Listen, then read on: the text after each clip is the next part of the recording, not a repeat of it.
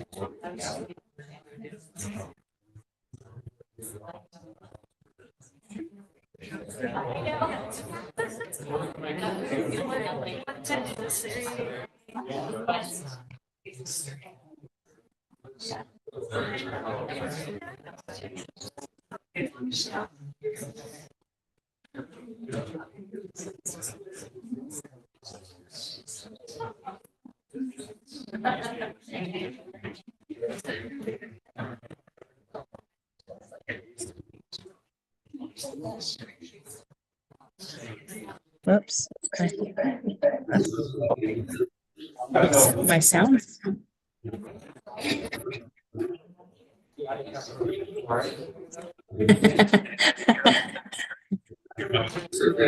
No, it's not. It's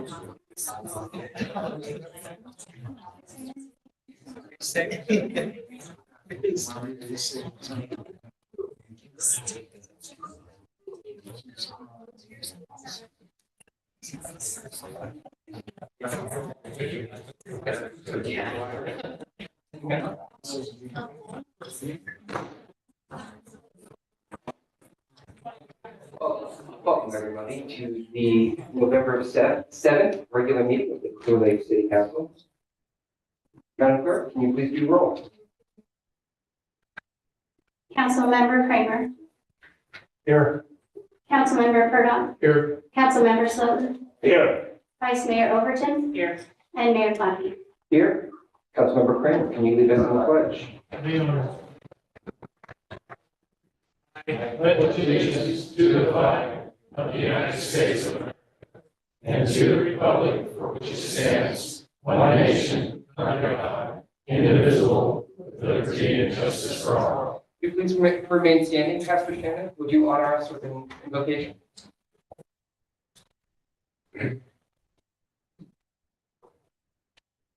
I invite you to join me in an attitude of silence or prayer, as is your tradition. We gather this day to be about the work of your people in this place, of a people who believe in the collective power of coming together to work for the betterment and the good of their city. Guide the words that we speak, the words that we hear, the attitudes with which we receive them, and help us to do the best that we can for the people in the community in this place at this time for the city of Clear Lake. Amen. Amen.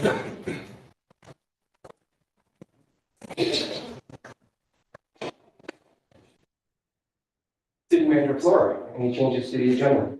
Mr. Mayor, I'd like to pull item number 4. Council on the changes? If not, take a motion. Make a motion to accept the agenda as submitted with the removal of item 4. Second. I have a motion from Councilmember Purdom, a second from Councilmember Kramer. Please vote in your floor.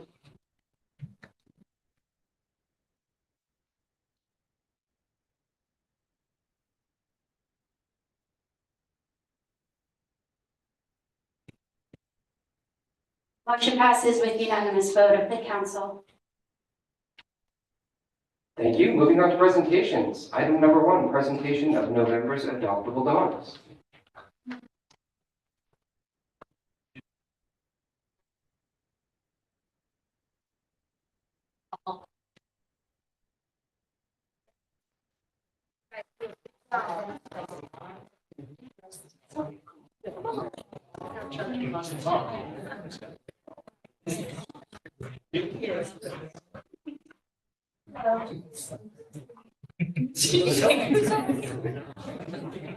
Meet Rose. She's a 3-year-old American Pit Bull Terrier mix. Rose is the sweetest can be and loves her people. Her favorite activity is She is not a big fan of water and would much rather be chilling in the house playing with her toys. Rose does well on a leash and enjoys her long walks. If you're looking for a quiet, well-mannered girl, Rose is the one for you. She might do well with another dog, preferably a male. We aren't too sure about cats. Rose is spayed, microchipped, and up to date on all vaccines. Come meet Rose and all of our other wonderful dogs that we have available at our shelter. We hope to see you there. Thank you. Like yours.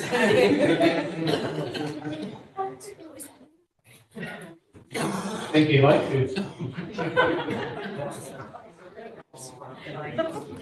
Mayor, council, members joining us today. The intake to date is 364 dogs that come into the shelter.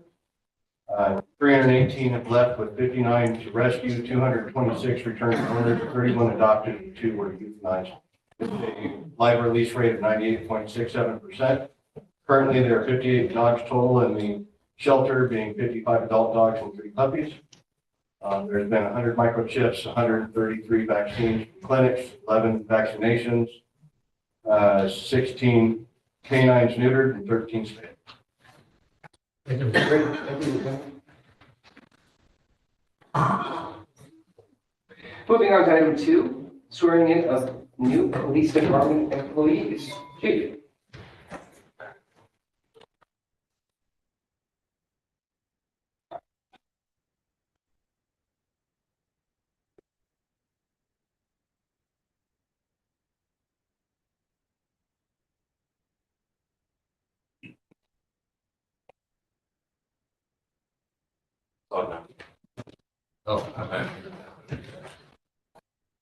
Good evening, Mayor, members of the council, and everybody in attendance tonight. We're going to be swearing in 4 new police department employees.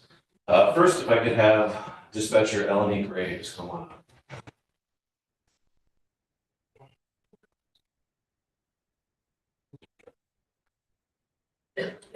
Dispatcher Graves was born in Texas and moved to Lake County 16 years ago. She graduated from Lower Lake High School last year. In her free time, she enjoys spending time with her family, hunting, and being outdoors.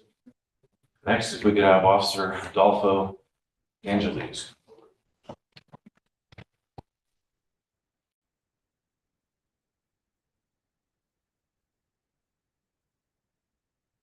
Adolfo grew up in Porterville, California, located in the Central Valley near Fresno. He played sports in school and continued playing soccer and football after graduating high school.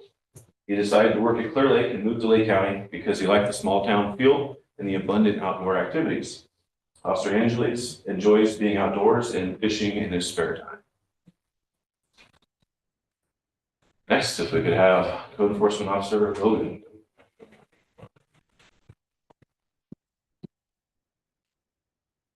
Code Enforcement Officer Logan has lived in Lake County for 15 years. She graduated Kelseyville High School. She's worked for the city for about 5 years. She first started off in 2018, 2019 as a police dispatcher. And then she ultimately moved over to City Hall and worked as administrative secretary there. And now she's come back to the police department to get involved and do some of the code enforcement work. Outside of work, she enjoys spending time with her fiance and her young child, being outdoors and traveling to new places.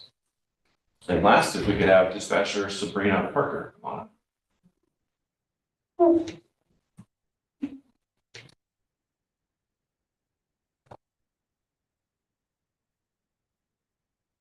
Dispatcher Parker was born and raised in Lake County. She started her dispatching career as a Clear Lake police dispatcher in 2018. She left and went to the Ukiah Police Department in 2020. And she has now come back to the Clear Lake Police Department. She started on Monday. In her spare time, she enjoys reading, cooking, and spending time with her family. Before we get to the swearing-in portion, I want to talk a little bit about the staffing levels in dispatch over the last 15 years. So with the hiring of Sabrina on Monday, we're fully staffed in dispatch. In the last 15 years, we've been fully staffed 3 other times. In 2014, we were fully staffed for 2 months in dispatch. In 2017, we were fully staffed for 3 months. In 2022, we were fully staffed for 10 days. So now today, with these 2 new people being sworn in, we're on a good track here. We have full staffing. We have a supervisor in dispatch. We don't have dispatchers that are looking going other places. So hopefully we will be able to stay fully staffed and keep things going really well in there and giving them opportunities to go to extra trainings, do different things, make it easier to do vacations, different stuff. So we're really proud that we're able to get back to full staffing and hopefully we can continue to stay fully staffed for a lot longer period of time. Cumulatively, we're at less than 6 months of full staffing in 15 years. So hopefully we'll be able to do a lot longer than that this time.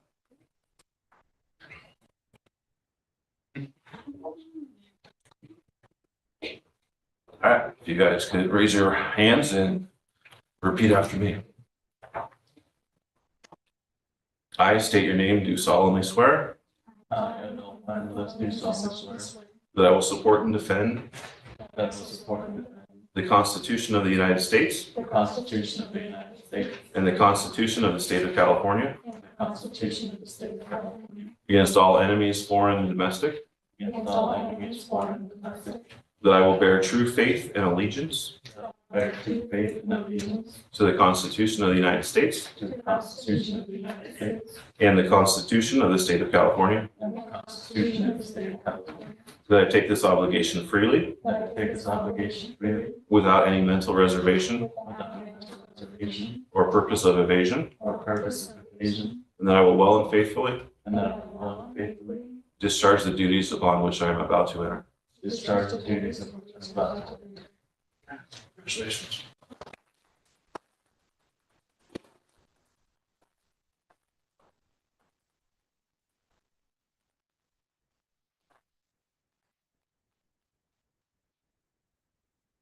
You have someone that's going to do the badge fitting, if you could have them come on up.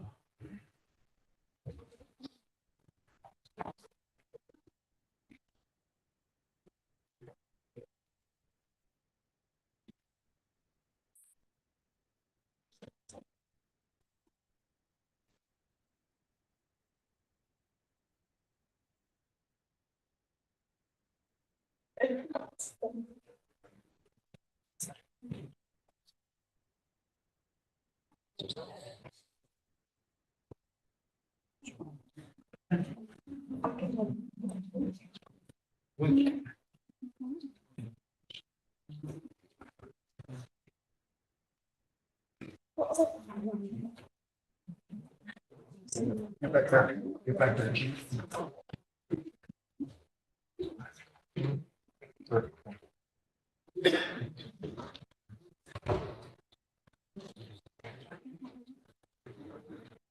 Just get everyone to sign their paper real quick.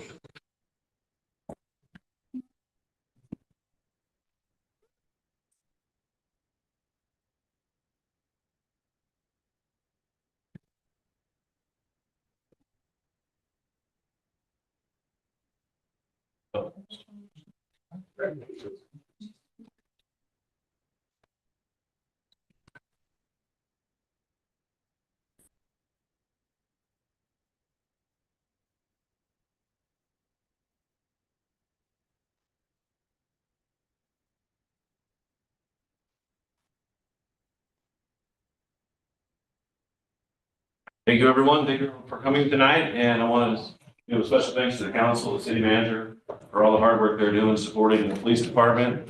Definitely getting to this position where we're at full staffing, hoping to stay at full staffing, getting their support and getting good contracts, negotiations for the bargaining units. The police department is very helpful. And so hopefully we'll stay in this position for a long time. Thank you, Chief. Welcome, everyone. We're going to take a brief recess and we'll reconvene in 5 minutes.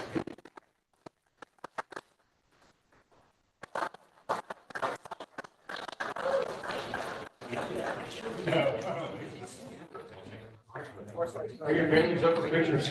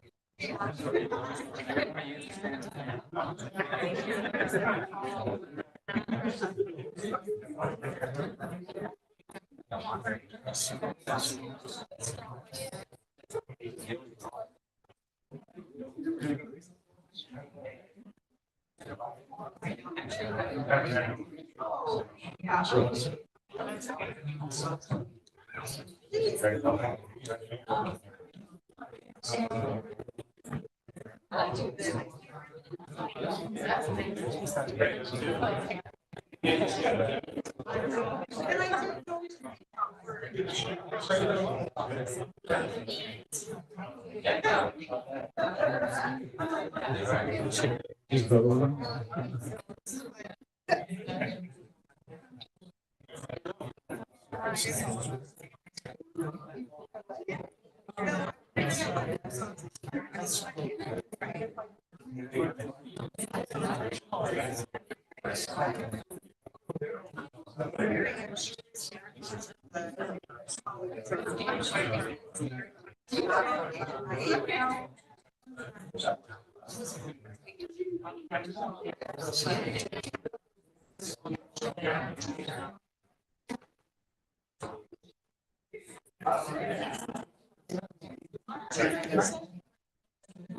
everyone, we're going to reconvene.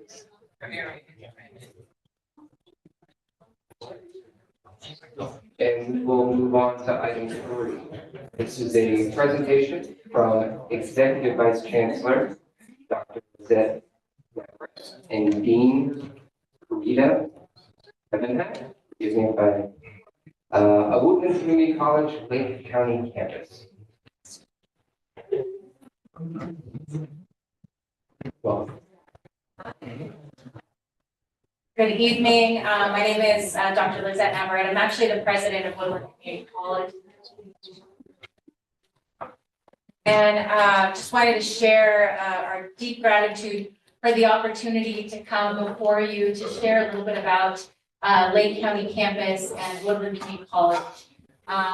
Joining me today, again, is Chancellor Sean Pan, who is the Chancellor of the Yuba Community College District, who oversees our 2 colleges, and then Dean Corey Evanhack, who is the Dean of our Lake County campus. So let me go ahead and get started. So Woodland Community College's Lake County campus, we are very honored to have the opportunity to serve as an educational entity and opportunity here in Lake County campus. And I want to begin by sharing the slogan of our outreach campaign, which is "Your future is our purpose."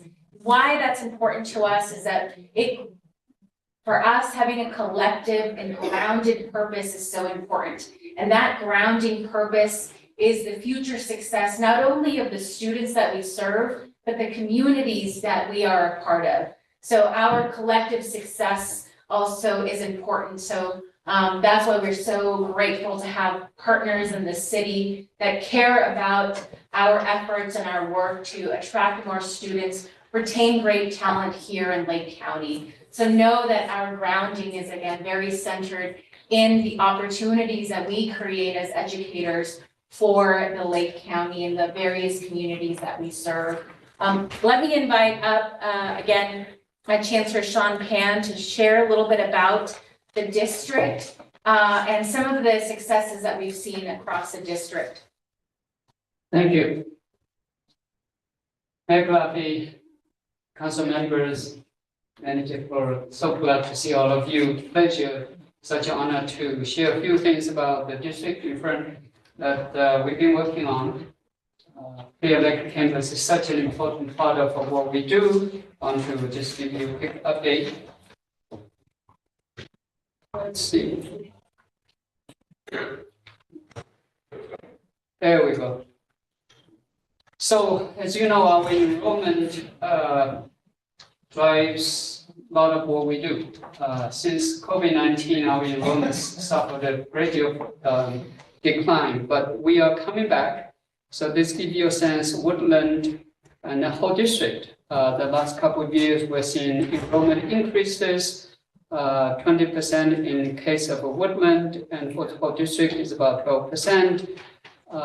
And then when we look at FTE, full-time student equivalent, they're also very encouraging. We are at a point almost recovered from pre-COVID-19. We still have some ways to go. In the meantime, Woodland as an institution, also the efficiency is how many students we serve per class, and that also see very encouraging enrollment increase. Want to give you some other highlights. We've been paying a lot of attention. Our partnerships with the city, but also institutional without the higher education institution. Both Yuba College, Woodland Community College signed MOU with Chico State with guaranteed admissions. When they graduate and they get good grade, guaranteed admission to Chico State. We added 2 dual enrollment partnerships with the service areas that under the leadership of a new president. We also, under the leadership of Dr. Navarrete, we expanded partnership with the Yolo Counties Works, which is offering employment fair, farm worker resource fair, so making the campus be accessible. And like similarly, we expanded partnership with Yolo Food Bank. The campus become the hub for food distribution and families in needs. We created also partnership with Yolo County Elections Office, a League of Women Voters. In fact, this past election, the new facility, the new ballot box became used. Also want to share with you that both of our 2 colleges are going through reaccreditation. So the word ISA is the Real Institute Self-Study Report in November 14th, just next week. Our Board of Trustees, one of our trustees actually here, Trustee Doug Harris here, will be formally accepting the self-study, which will be returning to the accreditation body on December 15th. We think we're making very good progress. We have 3 units at our labor partners. One of them is Yuba College District is AFT, which is a part-time faculty. We're still working on our contract with full-time faculty. The district's also achieved A+ accredited rating for a community college. You've done a good job under the leadership, supervision, fiduciary oversight of our board, achieved A+ credit rating for Yuba Community College District.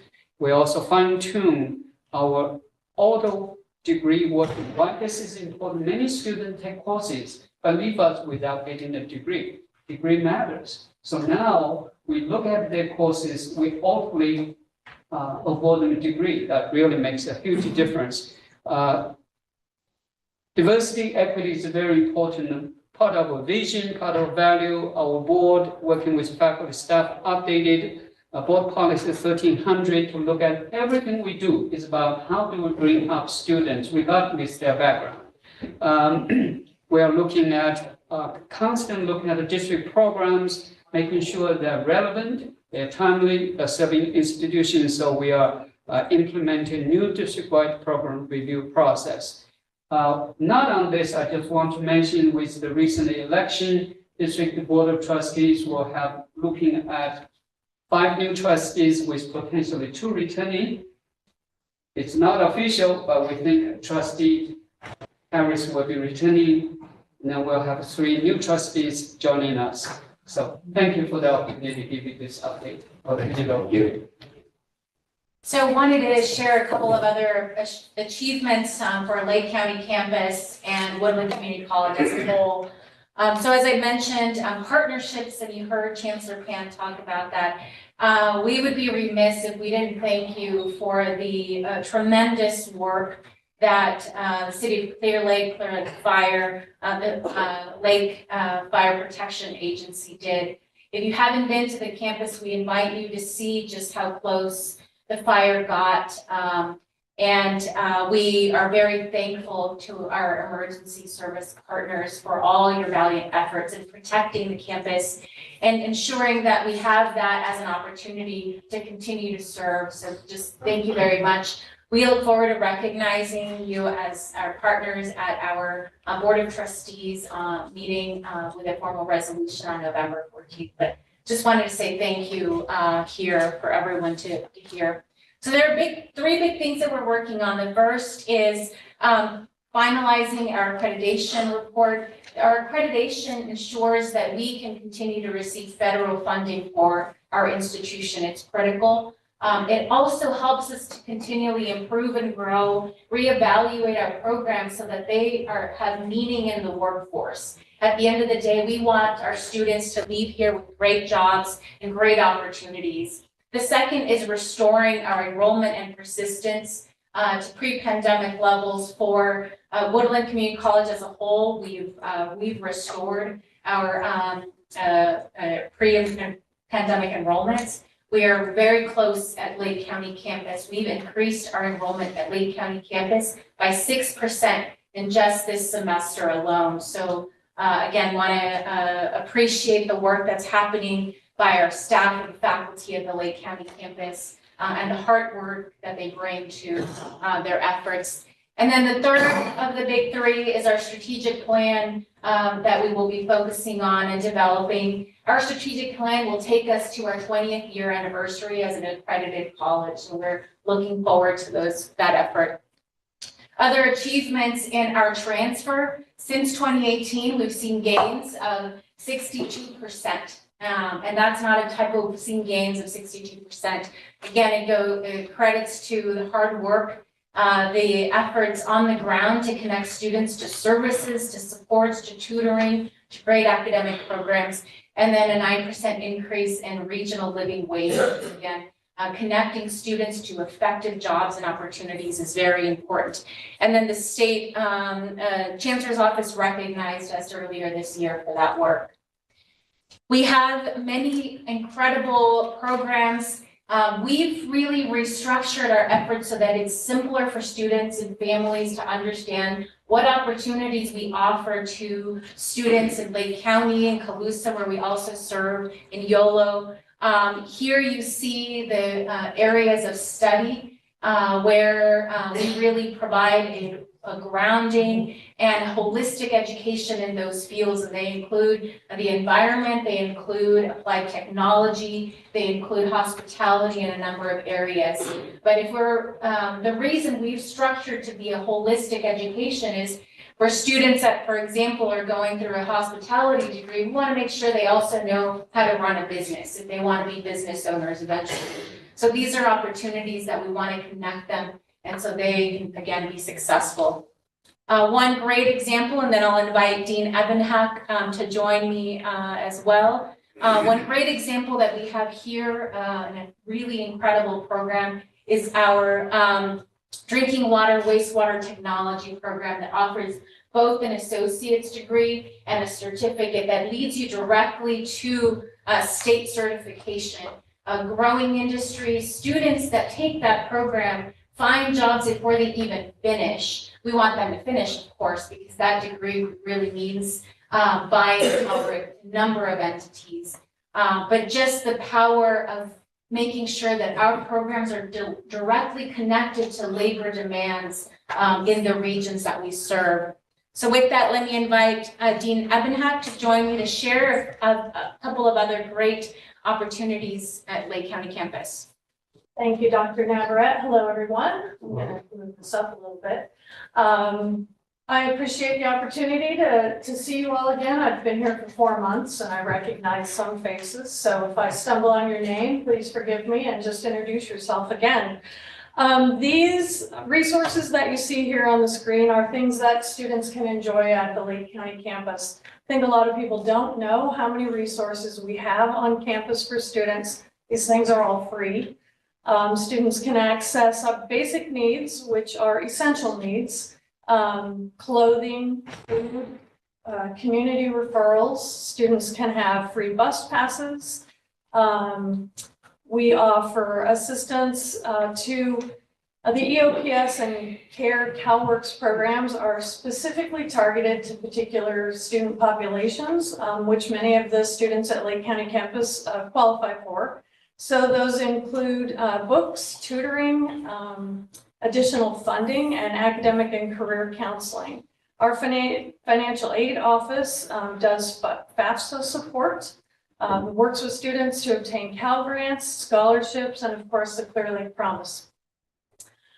We have student success folks who help students obtain peer mentors, find tutoring, get free bus passes, have work study opportunities, and join clubs. And I don't know which button to push. That's all right.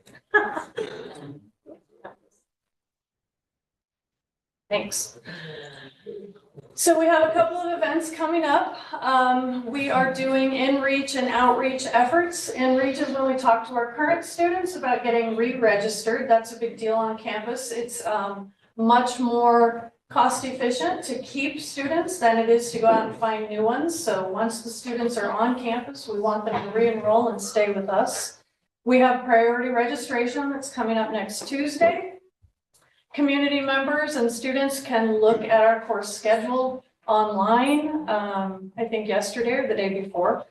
And we have registration dates for all of our students to sign up. So a couple of upcoming events. Tomorrow we'll be at the Reach Higher Day up north at Clear Lake High School. So it's a career and college fair. The most important event that I guess I would like to highlight, and I hope you'll see on social media and in the newspaper, in local newsletters, is the open house. And the open house is an opportunity for anybody who's interested in college to come by the campus and get help understanding how to apply, how to access financial aid, what kind of programs and services we offer, meet the staff, eat food, have a tour if that's what they'd like to do, and just generally get familiar with the campus and be comfortable. So if you know anybody that has been thinking about starting college, please have them come up to the open house. And all that's on our Facebook page, online. It's in the afternoon.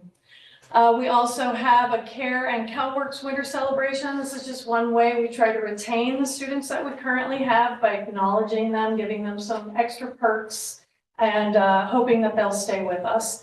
And then Super Saturday registration happens, of course, the Saturday before school starts. I would hope people might come to the open house on November 21st, but if they miss that, they can still come January 11th, and school starts on the 13th.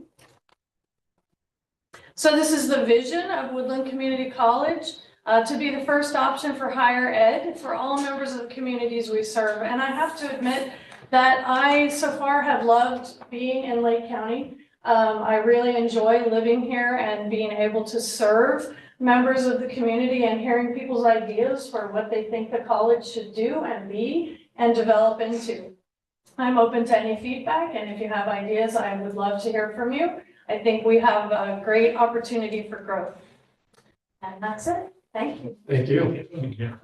Thank you. Open to any questions? I heard that you just started a new, or trying to get a new started program about ETNs, AMT, sorry. Could you explain some of that? Yeah, happy to. So as you know, we currently offer an EMT program, and we have been looking at ways to expand it here at Lake County campus. We last spring or last semester, we did a labor market analysis to identify what's the frequency, and we can offer that. And so we're looking at that for this next upcoming academic year, and getting the effective supplies, resources, and outreach. Great, thank you. Also, agricultural program of some sort. You knew I was getting asked that, didn't you? No, okay. So as part of Woodland Community College as a whole, we have a number of agricultural programs. Many of them actually are available online, and so students at Lake County campus can access them. We don't have a faculty member in ag here located in Lake County campus, but we have many Lake County campus and Lake County students enrolled in our programs. We are also expanding that with the University of California, Davis, where they'll be taking co-courses in ag mechanics, which is a huge and growing industry. And so we actually just are launching that. Hopefully our board of trustees will approve the final curriculum next week. Any other questions? Hopefully you can find that instructor to come here. Thank you so much for your Thank you.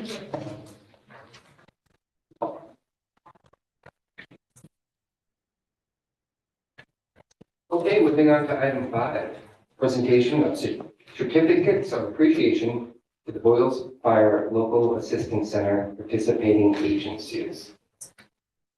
Ms. Swanson? Thank you, Honorable Mayor and council members. I have a short slide presentation.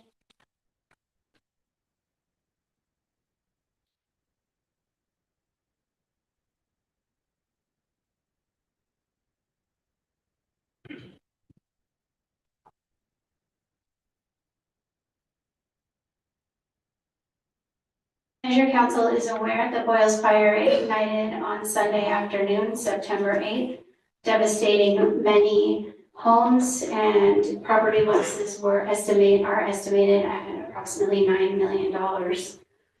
The city of Clear Lake declared a local emergency in response to the Boyles Fire that started on September 8th as well.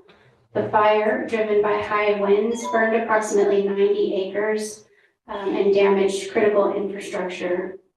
As a part of the emergency proclamation, the city was able to mobilize resources and coordinate interagency response and access state and federal aid for recovery efforts. As part of those recovery efforts, the city and our community partners opened up what's called a Local Assistance Center, or LAC, from September 16th to 18th, with the aim to help survivors recover from that disaster and provide a central location for resources, information, and services to help guide residents through recovery. We offered a variety of services, including financial assistance, information, replacement of lost or damaged documents, tax assistance, insurance information on rebuilding and property taxes, and community and social services.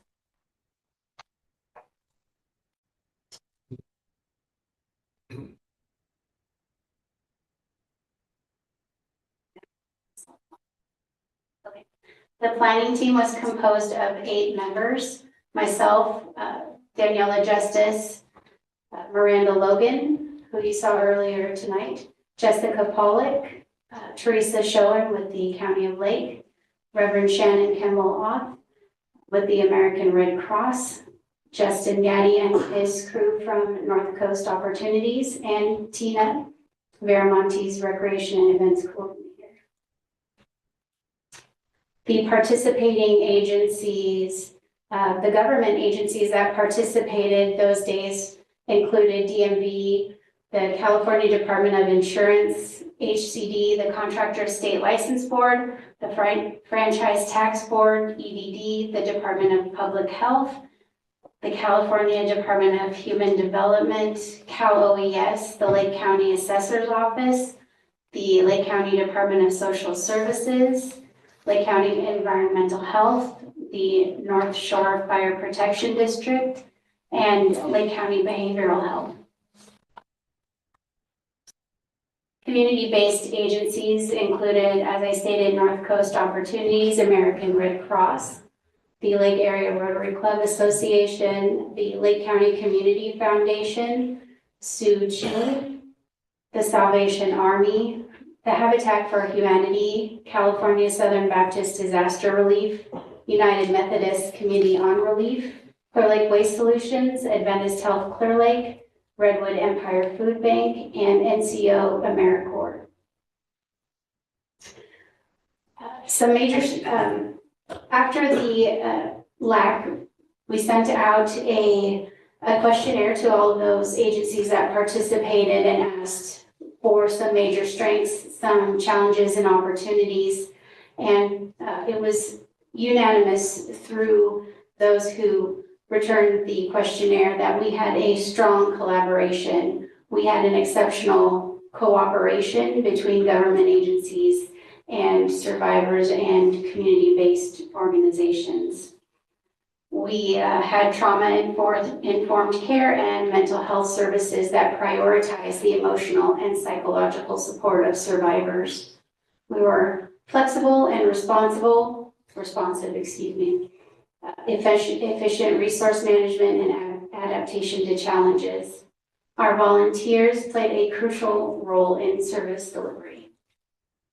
We did learn some things those 3 days with some intake and registration hiccups and some pre-event communication facility setups. We did use the youth center because usually we use the Clear Lake Senior Center as an LAC, but that was under remodel at the time, so we used the youth center. It was a bit of a squeeze inside, so we also used the outside of the space around the basketball court area and the side parking lot.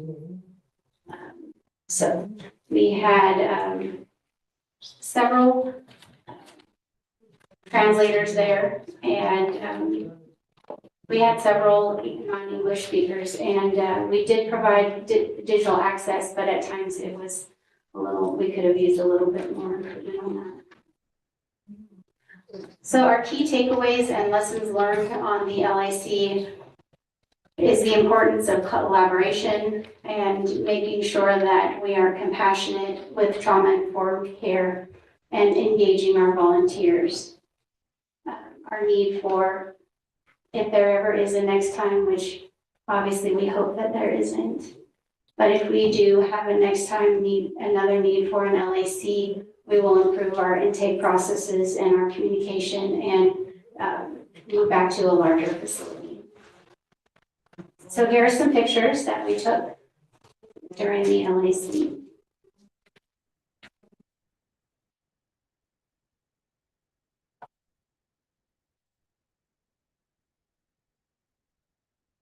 So I would like to say thank you to all of our community partners, many of them who aren't able to be here tonight, but I know we have at least a couple. Thank you, Ms. Swanson. Excellent recap. And I believe the city would like to recognize two organizations. One, if there's a representative from North Coast Opportunities, please come forward. And then Pastor Shannon Kimball, please come forward.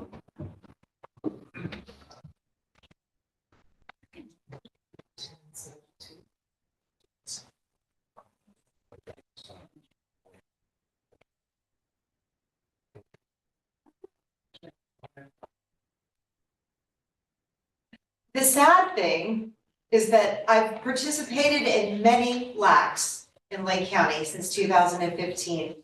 But the delightful thing was that we have learned how to communicate better. And it was not only our community partners, our nonprofit agencies that said the collaboration was amazing, but workers from agencies that came here from Sacramento were amazed by the collaboration and the commitment they saw to working together. And more than one agency reported to me that they are going to learn from Clear Lake on how to do it better. And we don't always get that. So well done, Clear Lake. Thank you, Melissa. Well, thank you.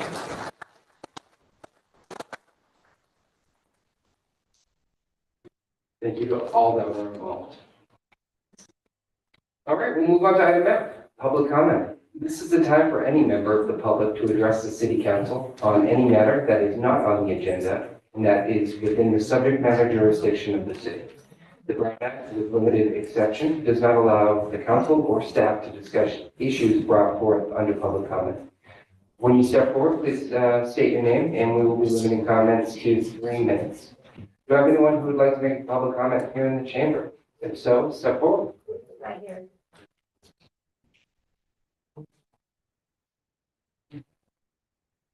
You guys have to just be patient because they're not waiting Take your time, Rita. that way.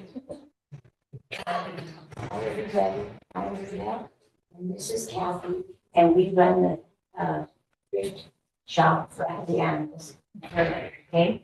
And we want, first of all, we want to tell you guys how wonderful all the things that you're doing to improve our city. Except for one. We need an animal control place because this is ridiculous. We have all those animals. We have 18 kennels for $65 or $67. And you can't believe those poor girls, people call them up and say, why aren't you picking up these dogs? Why aren't you doing this? They can't do it because there's no place to put them. And when you think about it, our city's been fancy, with all these buildings and all these projects. We're a third world country if you go to that place there. And it's disgusting, you guys. It really is. And we would like, maybe we could have events to raise money. And I'm sure the city could help because the city seems like it's doing pretty good now. But it's not fair, like to these girls that work there. I mean, and if you went there just to see, it's not a good sight. And they work really hard to keep that place nice. And I'll tell you something, they have so many complaints from people. And it's ridiculous because, let's face it, we have a lot of people here that think it's nice to release their dogs in the morning a bunch of them to go to the bathroom on everybody's property. And then everybody calls up and say, there's loose dogs. We should start citing these people. We did it before, and it's more money for the city, the revenue, because it's ridiculous. And this happens every single day. I mean, you go down Lakeshore, you see dogs walk, small dogs, it does, big dogs, and there's just nobody there to do anything. And it has to be taken care of. Because, she'll tell you more about this, but I mean, I received some money from somebody very, very nice. And we're gonna see if we can start spaying and neutering first of all. It's the money that we got, okay? And because the city needs it, but I think the city needs to help too. Look at all the cities you go to, they have programs. They hire vets to come down to their shelter. We don't really have a shelter, okay? But if you go to Lakeport, they do it, what do they charge? They do $50 a night, and they do cats for $15. We've got cats everywhere. And and people, and you see a lot of senior citizens, because we give dog food, we give cat food, we give blankets for the animals, and we do all kinds of things. But some of these people can't even afford to go to a vet. And they've gone sky high. It's everybody, everything is right. But Social Security is just staying where it's at. And these people can't make it. And like I said, we go and get food all the time. We have two wonderful people. One is from San Francisco. They have the biggest pit bull rescue, and they bring all kinds of dog food to us. We have a woman in Redwood City, and she brings all kinds of supplies for us. But we can't just expect these people to do it all. We have to do it too. This city has to get together and do something. And like I said, if you guys go down and you got time, those girls really work their families off. And they really don't get recognized, especially from the public in Clear Lake. Where they're gonna call them names and stuff because they're not picking this and they're not doing that. They can't do it. There's 4 girls and 1 young man, and that's it. My name is Kathy. I moved up here 99 from there. Yeah. And Speaker up a little. I did not know all the animals that needed help up here. And I've been doing this for 40 years. Moles, tiles, and stuff. They keep coming. Oh, she's not that old. Oh, yes. The thing is that we need shelters. And we should be ashamed. I go to other counties and when I say Clear Lake, they go, oh. Yeah. And I know that animals are not your guys' top priority, but it's ours and stuff. And those girls do work hard. I was just down there yesterday. They work hours. And people, they come into our thrift store all the time, they go, oh, North Bay this, North Bay that. And I tell them, you know what, why don't you get off your butt, go down there and help those poor girls. Get down there and scrape some of that crap off the ground. And walk the dogs and stuff, instead of complaining all the time. I mean, they come in all the time we're open Tuesday through Saturday from 9 to 3. And there's not a day that goes like that. They're not in there complaining. North Bay this, North Bay that.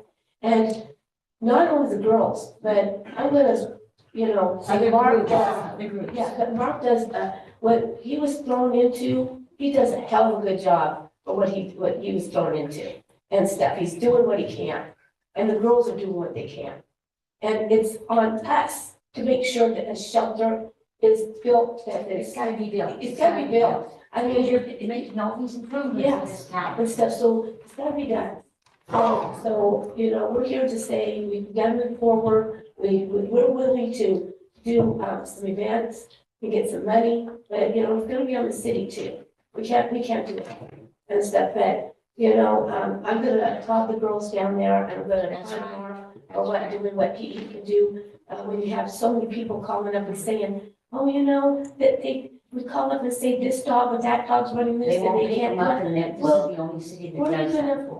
Where are you gonna house them? You're gonna start stacking dogs on, and then you're gonna have somebody down there going, how inhumane that is down there? They're putting dogs in with other dogs and they, no, can't do that and stuff. We should be ashamed of ourselves. We really should. This city could do better. It needs to do better and stuff. So as long as we're still going, me and Rita, we'll be doing this till the day we die and stuff. We're gonna keep plugging forward, doing what we can, but we're going to need help from the city. We've got to have. And we're gonna start having events like Yeah. we used to have, when we made a lot of money, because I had Animal Coalition for 21 years. And if if anybody was ever to look up on our books, and you can't because they're open to the public, we had $100,000 many times. And how many animals did we get fixed? So, I mean, all the vets around, we did a lot, and we've got to start doing that again, but we need that shelter. Thank you, ladies. Appreciate it. Thank you.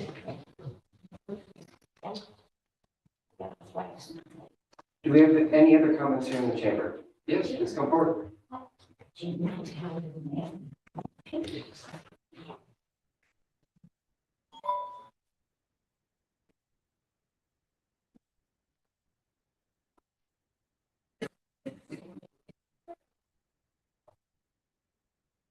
My name's Abby Duke, and I'm Clear Lake residents. And I'm encouraged by the amount of people here. This is the only way you can find out what's going on in the city and what's being proposed. So it's really good that there's more people here.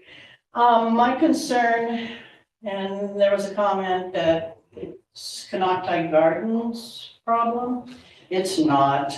It's our children and our citizens. The bus stops across from Canocti Gardens, and that's our city street there, and there's no crosswalk.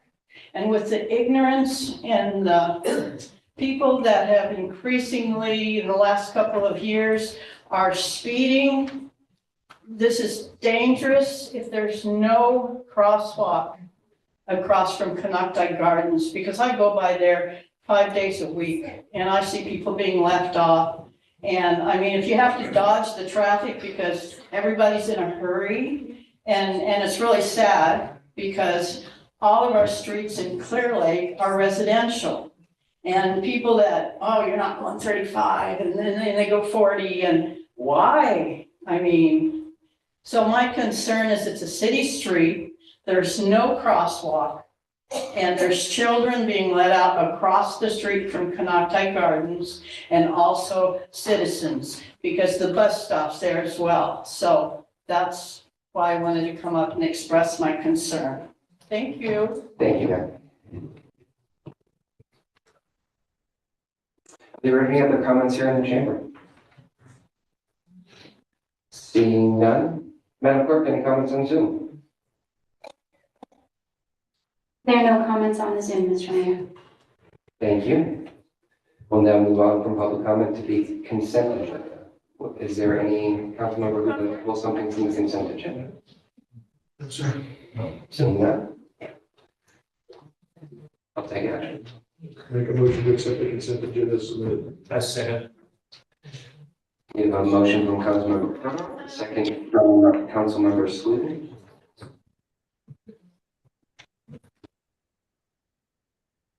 We'll make sure you ask for public comment. We will now open up for public comment. Forgive me. If you'd like to make a comment on one of the items on the consent agenda. Seeing none, Madam Clerk, any comments on Zoom? There are no comments on the Zoom, Mr. Mayor. All right, I'll come back to the council. We have a motion from Councilmember Purdock, a second from Councilmember Sluten. Please vote in your form.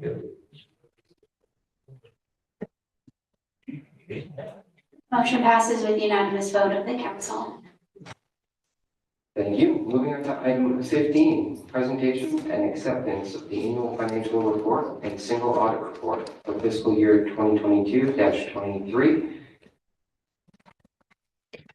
Thank you. Good evening, Honorable Mayor and members of City Council. I'm Matt Pressey, Finance Department Consultant serving the City of Clear Lake.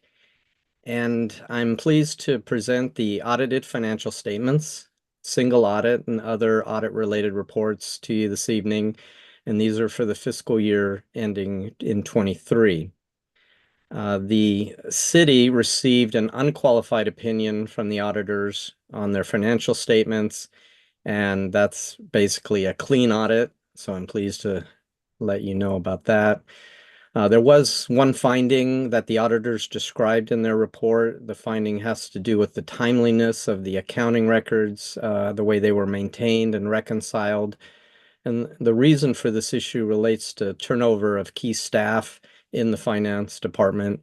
The city's worked to stabilize staffing and has hired an additional account clerk, engaged an accounting firm to provide accounting support, and a consultant to provide oversight on functional tasks and of the department. The audit is being presented later than usual, but pleased to say that the audit is on track for fiscal year end 24, and we hope to bring that to the City Council in late February. The single audit is the second major report being presented and accepted. The Single Audit Act is a law that requires one audit of all federal grant funding spent during the year if it exceeds $750,000. The city of Clear Lake leveraged a number of federal grants, and for the fiscal year 23, the total federal funding spent in the community was $2.4 million. So the City Council is being asked to adopt a resolution to accept the fiscal year 22-23 financial statements and single audit. And that concludes my presentation. Thank you. Thank you, Mr. Pressing. Any questions or comments from the chair? No, sir. I'll open up the public comment. Anyone in the chamber would like to make a comment? Seeing none, Madam Clerk, any comments on Zoom? There are no comments on the Zoom, Mr. Mayor. All right, I'll bring it back to council. Thank you.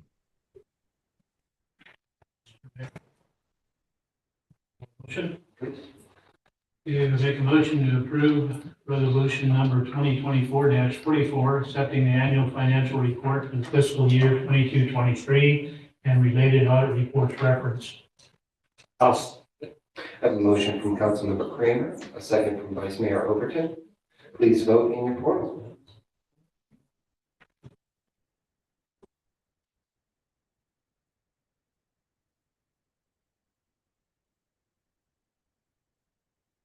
Motion passes with unanimous vote of the council. Thank you, Madam Clerk. Moving on to item 16, presentation and consideration of establishment of a regional housing trust fund. Mr. Flora. Yes, Mr. Mayor, council members, Lisa Judd, Deputy County Administrative Officer for Housing with the county is going to come up. So I'll give a brief introduction to the council, and she has a few slides she'll share. So Ms. Judd reached out to Steve Manager and myself to talk about an opportunity to collaborate regionally and leverage local funds for additional state funds to impact building additional housing here in Lake County. So maybe with that, I'll just tee up Ms. Judd's presentation and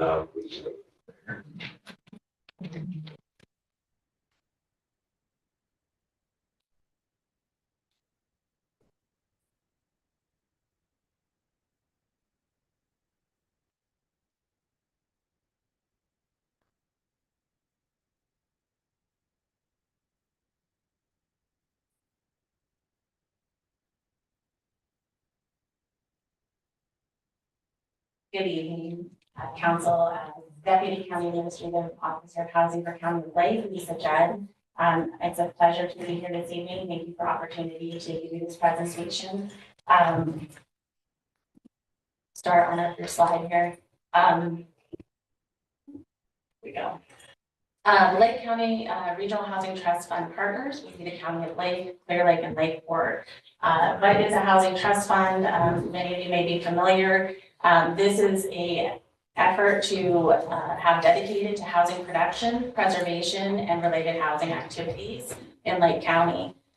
It offers a mechanism to make ongoing investment in housing using both direct revenues and leverage matching funds available for state and federal sources, allowing for an opportunity to increase housing supply in Lake County. Things such as the local housing trust fund grant, the regional, they have a dollar for dollar match up to $1 million. So those are opportunities that we can have here in Lake County by collaborating. It also provides gap financing. So oftentimes with development, they're looking for that capital stack, and that 10% that can fill that need for that housing can make a difference between a development going forward or not.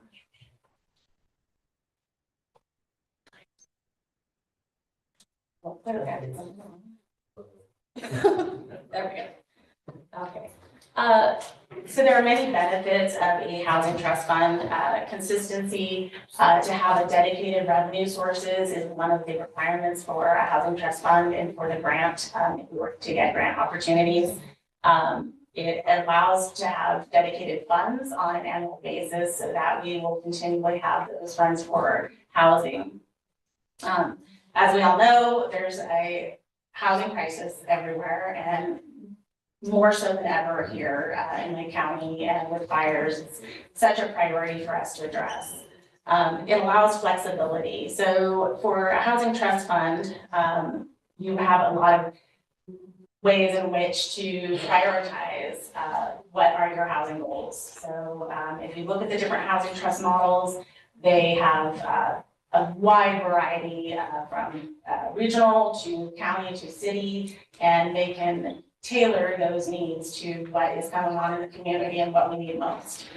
It allows us that competitive edge again so that we can compete for the state funds and capitalize on shared information and resources. Additionally, it's an economic multiplier in that those benefits with labor and with our local economy definitely increase as well. So it's kind of it's not dollar for dollar, right? It's like a 1-to-6 leverage ratio is what they cited. The type of housing activities that could be for Lake County Regional Housing Trust Fund are new construction, preservation, rehabilitation of existing housing, land acquisition for development of affordable housing, promoting housing innovations, different ways that we can address things like fire and have more innovative approach to housing. Create workforce housing and establishment of transitional, supportive, or permanent homeless housing. So what does it require for us to do the implementation? It requires us first, obviously, to establish this housing trust fund, and then today I'm just giving a presentation, and I'm hoping to come back to you and to your council next month on the 5th for a formal adoption perhaps, and I wanted to address any concerns or questions that you may have. After that, the administrative guidelines, we work with 3 entities and 3 partners to come up with those administrative guidelines, again, to tailor it to the needs that we have. The decisions would be made by a majority vote and not an unanimous consensus. Then, of course, the Regional Housing Trust Fund would identify priorities for based on our county's housing element, based on the housing action and implementation plan that county is currently working on, hasn't published yet, and as well as the regional housing needs assessments and respective housing plans in the cities, our partners. And also to obtain, the last thing would be obtain additional funding. Obviously, the more funding that we have, the more impact we can make with housing. So that will be a collaboration that we can determine beyond the first initial input. So how do we fund this trust fund? Currently, the County of Lake has dedicated $1 million from ARPA and $1 million from general fund. This is to start this housing trust fund. And then we would also, we are hoping to get the PLHA funds, and having those permanent local housing allocation funds and another $847,981. For the ongoing portion, County of Lake is looking at, I'm proposing to have the transit occupancy tax, the TOT tax, to have $100,000 in ongoing revenue to help fund that. Our proposal would be that Clear Lake would also have a minimum of $10,000 annually as a contribution, and Lake Port $5,000 annually. In addition to that, we can have private donations or other entities that could also contribute. Discretionary local funds and also grants like the National Housing Trust Fund grant and the Local Housing Trust Fund.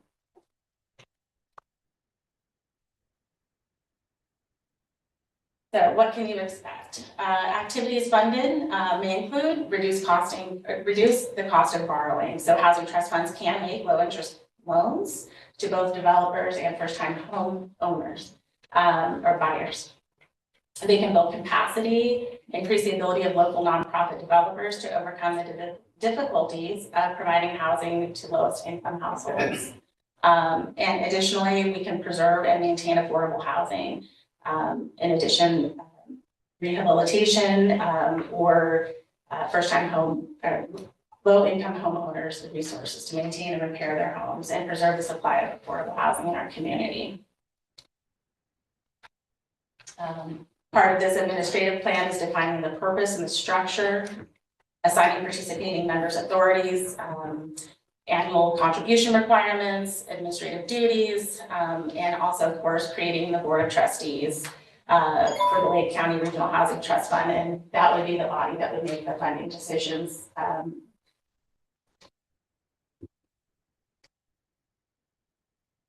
We are proposing that the Housing Trust Fund have sub-accounts and be administered by the County of Lake. Enacting annual reporting procedures to maintain published efforts in members' jurisdiction to review. Again, we would establish procedures to allow member jurisdictions to enter a lead as well. This is what I touched on earlier. It's anticipated the County of Lake would be the organization to administer the administration portion of that. And that would include investing and managing the account and the administrative costs typically covered with a percentage of fees from that. Typically, those are capped at 10% that's typical of housing trust funds. There are many best practices. Typically, we would look at something like a NOFA or an RFP with a certain amount of funding or on a continual basis so that people can count on if developers are looking at it, they kind of know when there could be a potential funding source. Collaboration and relationship between local jurisdictions. I think this would help strengthen between the Lakeport and Clear Lake and the county so that we can really tackle those housing goals. Ideally, there would be a point of contact that would foster strong relationships with the development of the community. Providing a developer a single point of contact would also allow for a more streamlined process. I've had lots of talks with developers and they kind of like, what does it take to have for you to come into Lake County? What are the things that you're looking for? And that streamlined process is definitely something that they mentioned. Again, another idea is to have a developer portal, a website with current funding opportunities, possible building sites, and other housing related information that is helpful for the developer. Again, kind of saying we're friendly here in Lake County, we'd like you to come here, and these are the things that we're doing to make it a better place for you to come and build. Lastly, the popularity and proliferation of Housing Trust Fund is due to their flexibility, sustainability, and success in addressing critical housing needs. That's the conclusion of my presentation, and open to any questions, and if I don't know anything, I'm more than happy to answer questions in the email as well. Great, thank you. Councilmember Slutin. 2 questions. Who do you see the members of the Board of Trustees? Who will be participating? So this is a good question. We have all of the Housing Trust Fund models have a wide variety of what they envision that board being. With our 3 entities, oftentimes it would be a representative, obviously representatives from the County of Lake, Lakeport, and Clear Lake. Oftentimes there's a broad representative from the community as well. They'll bring in potentially a CFC representative, tribal representatives, someone from the voucher program. So there are a lot of different ways that can be formed. Okay, and are there any other samples of this kind of trust fund in the Northern California? Many. The main one that I looked at that I thought was very relevant for this type of formation was the Western County Nevada Housing Trust Fund. Very similar to our composition of what I'm proposing here is with the county and then Nevada and Grass City, Nevada City and Grass Valley. And so that is very similar to what we have here. It's been very successful. And all the research I've done, whether it's been city, county, regional, the Housing Trust Fund has resulted in more housing in the area that they are operating in. Good, thank you. Councilmember Kramer. So this Board of Trustees will be made up of representatives from the cities and the county and a few other people. Will they be making the decisions on who's awarded funding? Or will it be, administrators under them? It's typically that body is the one that would make the funding decision. It's a final decision. Okay, thank you. Vice Mayor Overton. These typical type of funding here, do they normally go to developers more than anybody else? For like apartment complexes and? It really varies depending on what they're trying to accomplish. So there's some places that have been more towards, if they're trying to, the priority is to have more homeowners, then they're going to do more of that. It's definitely geared, a lot of it is the funding sources are towards affordable housing. So you're right, there is a lot of funding for development. There's a lot of many examples for larger developers. But it really depends on those, that administrative guidelines and prioritization of how you prioritize it.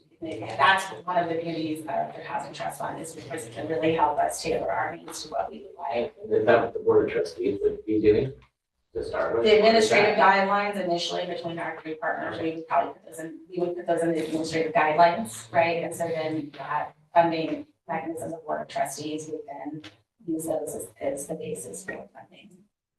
Thank you. All right, so no other questions from council. We can have a seat for a moment.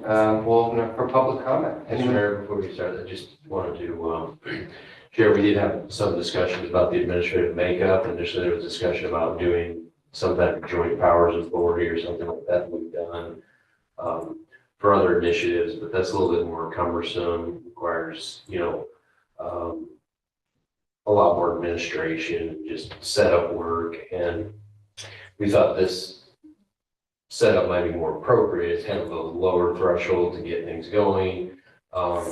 The fiscal request from the two cities is relatively low at this point. We have other funding sources like our public or from the local housing allocation dollars that we may in the future be able to allocate to this if we feel like it's being really successful, maybe some CBG program income, that type of thing. But from staff's perspective, we think this is a good way to potentially leverage some housing dollars that we have and see if this model works.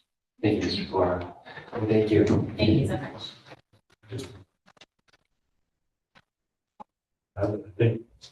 I think I like this proposal, very little money involved, so I think we can leverage this to a bigger pot of money. Thank you, Mr. Councilman Masuku. First, we'll open up to public comment, and then we'll bring it back to council. Anyone here in the chamber looking to make a comment? Seeing none? I see one. Please come forward.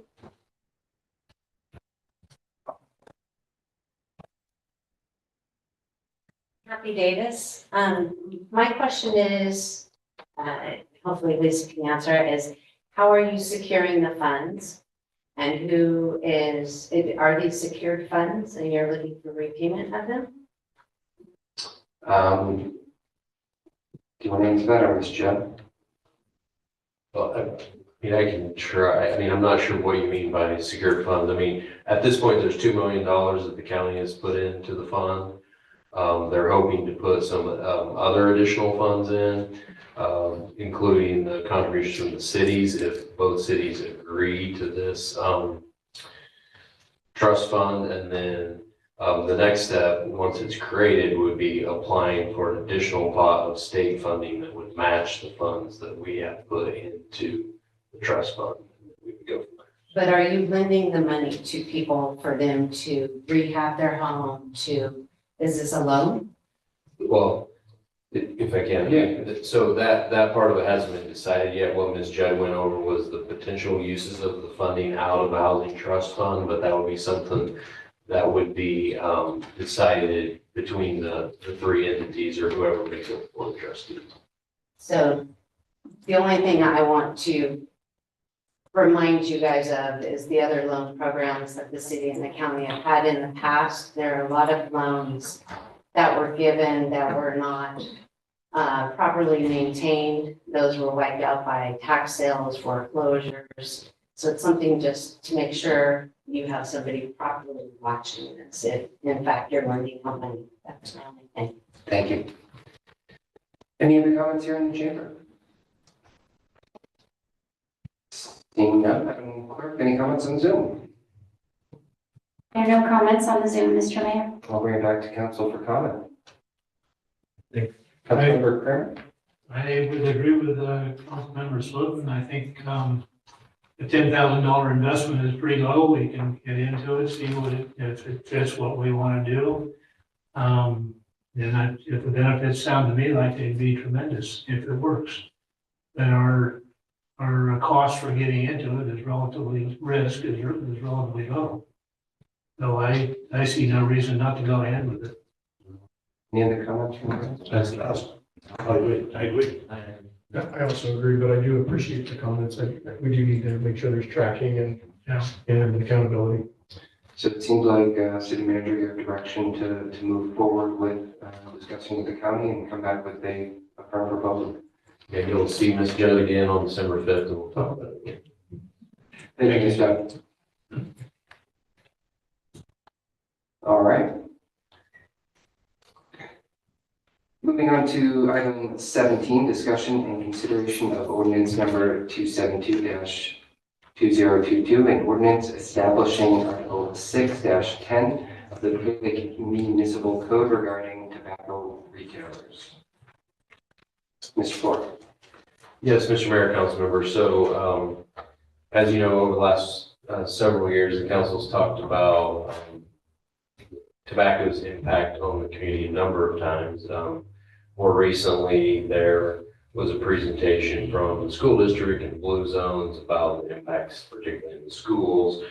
And the council expressed interest in some type of tobacco retailer regulation. So what's happened since then? In August, the Board of Supervisors adopted an ordinance regulating tobacco retailers to be effective 2025. And they are interested in regulating tobacco retailers in the two cities as well, countywide. And so what's before you tonight is essentially the ordinance that the county adopted, adding that into our municipal code. The only real difference is we're retaining the authority to delegate to the county or some other agency or the city to regulate it if at some point we feel it's most appropriate. But at this point in time, staff is supportive of adopting this ordinance and having the county regulate the retailers. But so with that brief introduction, I wanted to have Liberty Francis come back up from the county. She has a few slides to share with the council, and then we'll address any questions specific to the ordinance you may have.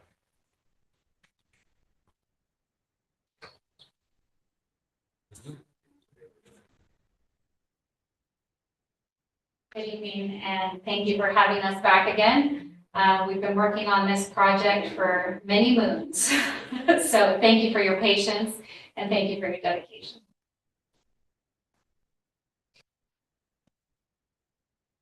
Okay, so our program at Lake County Public Health, Tobacco Education and Prevention Program, is funded by Prop 56 and Prop 99, which is tobacco tax funds.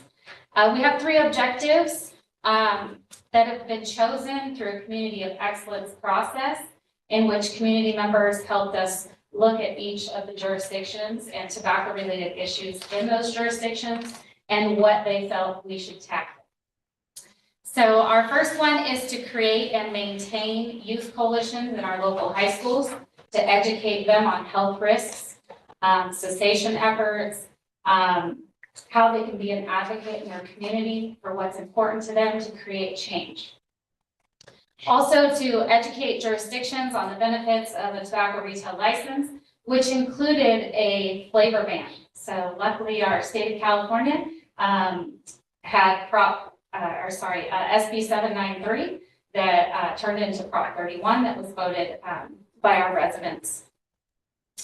in the state. Also to educate local jurisdictions about tobacco product waste and how that it affects not only our health, but our environment. So. Okay, so after years of working with this council, we created a tobacco retail license for the city of Clear Lake. We worked on developing what that would look like for this jurisdiction. This city council created a moratorium several years ago that prevented any new tobacco retailers during the time that we were working on a tobacco retail license and what that would look like for our city. Your city also applied for a Department of Justice grant to try and help fund the enforcement component of that TRL, which was extended twice, I would have to say. It was stalled due to the pandemic and fires in this community. But your board was our champion in Lake County to pass the first smoke-free outdoor policy to protect the health and wellness of our community members. Your council never gave up with that vision in protecting our youth and community members from a life of addiction, disease, and premature death. That brings us here today to discuss the solution to our youth tobacco use epidemic and address the health, safety, and welfare of our community.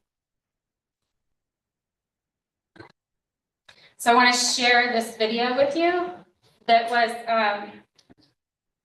done by our NorCal for Health partner, and they brought together youth in several counties to provide youth media around tobacco-related issues. So this is, will it play through? Okay.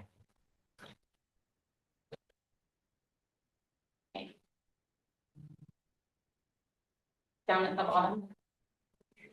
There.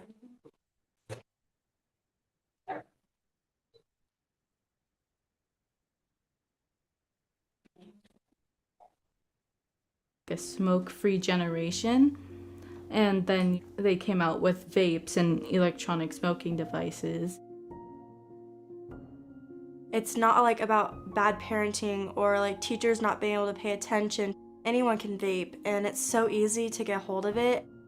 They're doing the basic minimum to solve the problem, and that's putting up those posters. Yes, we know that vaping is bad for you, but what are you gonna do about it? It's not just our physical health, it's our mental health as well. It's really killing a generation before we can even get started or be able to make any real decisions for ourselves because of how addictive it is. It's almost like it's making the decision for you, and it's getting younger and younger. In school, majority of the people vape. Even kids from elementary school vape. Adults need to know that their kids could get vapes anywhere near school, and that they should be careful because their kids could easily be hiding one. It's everywhere. It's in our classrooms. I see them do it in front of the teachers. I'm used to it. Go to school to this every day. People around me smell like it. For my school, for example, we have 4 bathrooms and 3 of them are locked down due to people smoking and vaping. It does cause anxiety for other kids, and kids don't want to go to the bathroom because of vaping, but also taking the doors off to the bathroom is also causing anxiety to go to the bathroom. People need to see how much it actually affects us and how it's actually damaging us. Vaping and tobacco products are way too easy to get, and a lot of stores don't have enough security so kids can walk in, grab something, and walk out, and no one stops them. It is really scary because I have younger siblings. They can get their hands easily on like a vape and start using it too. I just don't want them to have that. If you are seeing all these products at eye level as a young kid, what you see is going to be a big part of who you become. If it is on the round, it is, and like nothing can be passed to kind of prevent these things, more and more kids are just gonna keep using it, and each generation's probably gonna get younger and younger from where they started. It's already gotten this big. Imagine in 10 years how it's gonna be. Everybody wants a hit. Everybody needs it. It's gonna be like our phones where we need it all the time. Kids buying vapes are, yes, it's kind of their problem, but you should put the money aside. There should be a lot more action against it. They should care more about us, about our generations coming into the world. Kids nowadays, they don't know it yet, but in a few years, like in a decade or so, they'll be like regretting like what they're doing. It's really about all the small things just leading up to the future. Young people, while they may have access to all these things very easily, they don't necessarily have access to all the decision making, so we can't directly confront this, whereas it's directly confronting us. There needs to be other solutions than just like detention, because that's not gonna stop it. You need to stop that at the roots. Find out where they're getting them, and then end it there. It's important for community leaders to step up because it shows that you care. This is an issue that needs to be addressed. It's not something that's just going to go away over time. Something needs to happen. Action needs to be taken. How are you supposed to change the world if you don't care enough to change it? If you're in a position of power or leadership where you can help make these changes and these decisions, I want you to hear the youth's voices, because these are genuine concerns that we are holding, and I want you to help where you can and to help make a change.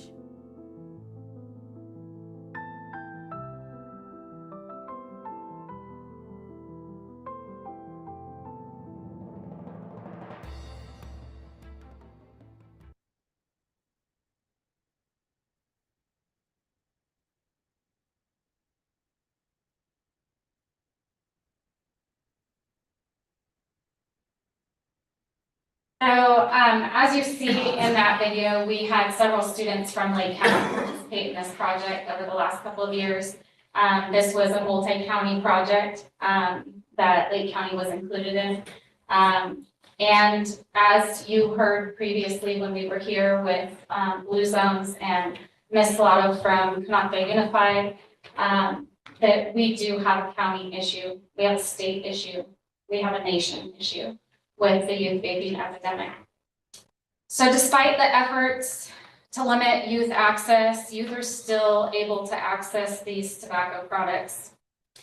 In 2023, California Youth Tobacco Survey reported 49.9% of high school students reported it was easy to access vapes from a store. 37% it was easy to access cigarettes from a store. And 26% of 8th graders said it was easy to access vapes from a store. In Lake County, we have a similar survey that was taken through our local high schools and junior high. 65% of our 11th graders said it was easy to access tobacco products on their own. 60% of 9th graders said it was easy to access, and 40% of 7th graders said it was easy to access.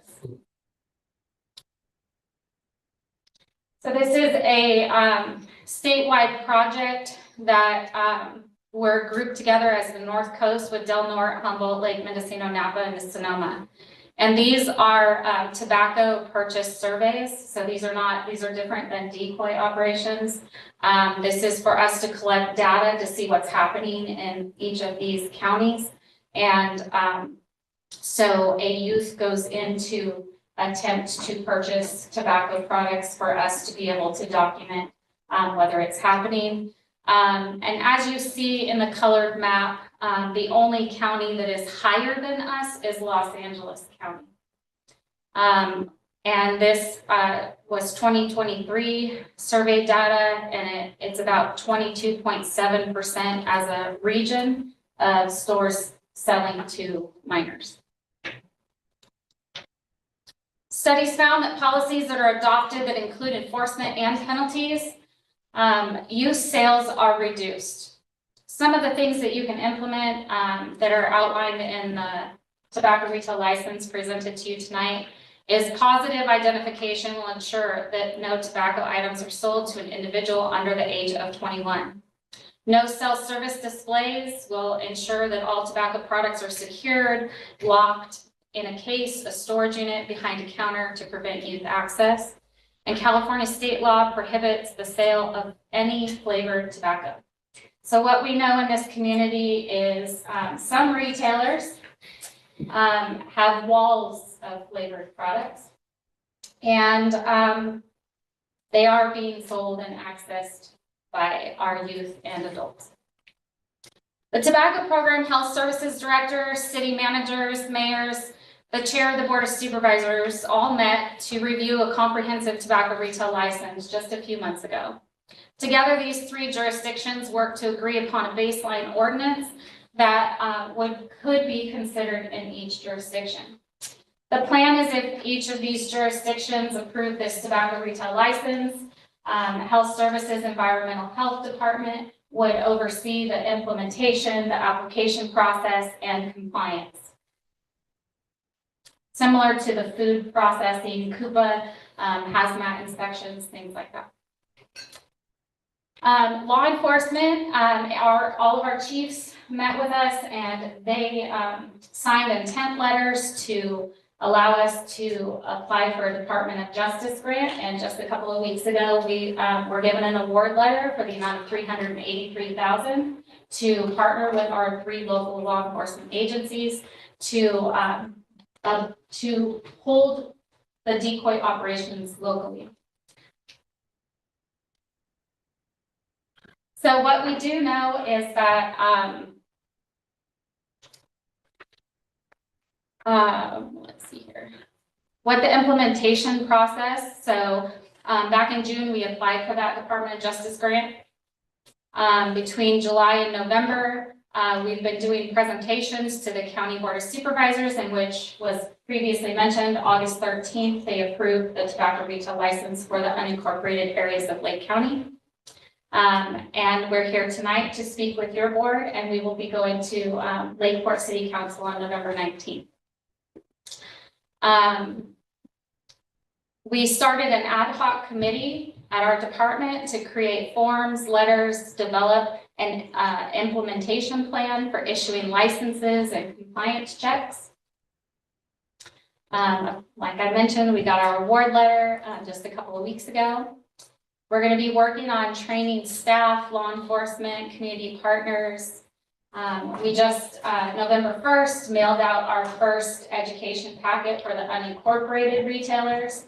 So if your board, or sorry, council chooses to move forward with this tobacco retail license, once it's approved in the city jurisdiction, we will then send out the education packet to the retailers licensed here in Clear Lake. This retail education packet included the state tobacco control laws. It also included a copy of the ordinance, and something that was just recently published was a list of FDA-approved vapes to sell in the United States.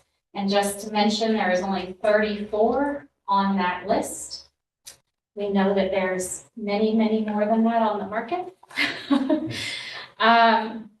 Between November and December, our plan is to mail out applications with instructions, invoices to retailers, conduct in-person trainings for retailers on compliance, expectations, laws, and penalties, provide the retailers with resources to train or retrain their employees.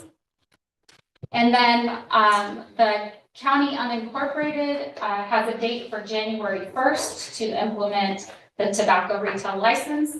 So our hope is to implement all 3 around that time. So we do know that there may be a process in which we have to stagger those for the first year. So our plan is the first year, their licensing fee would be prorated based on the number of months. And then every year after that would be due December 31st for the full year. Do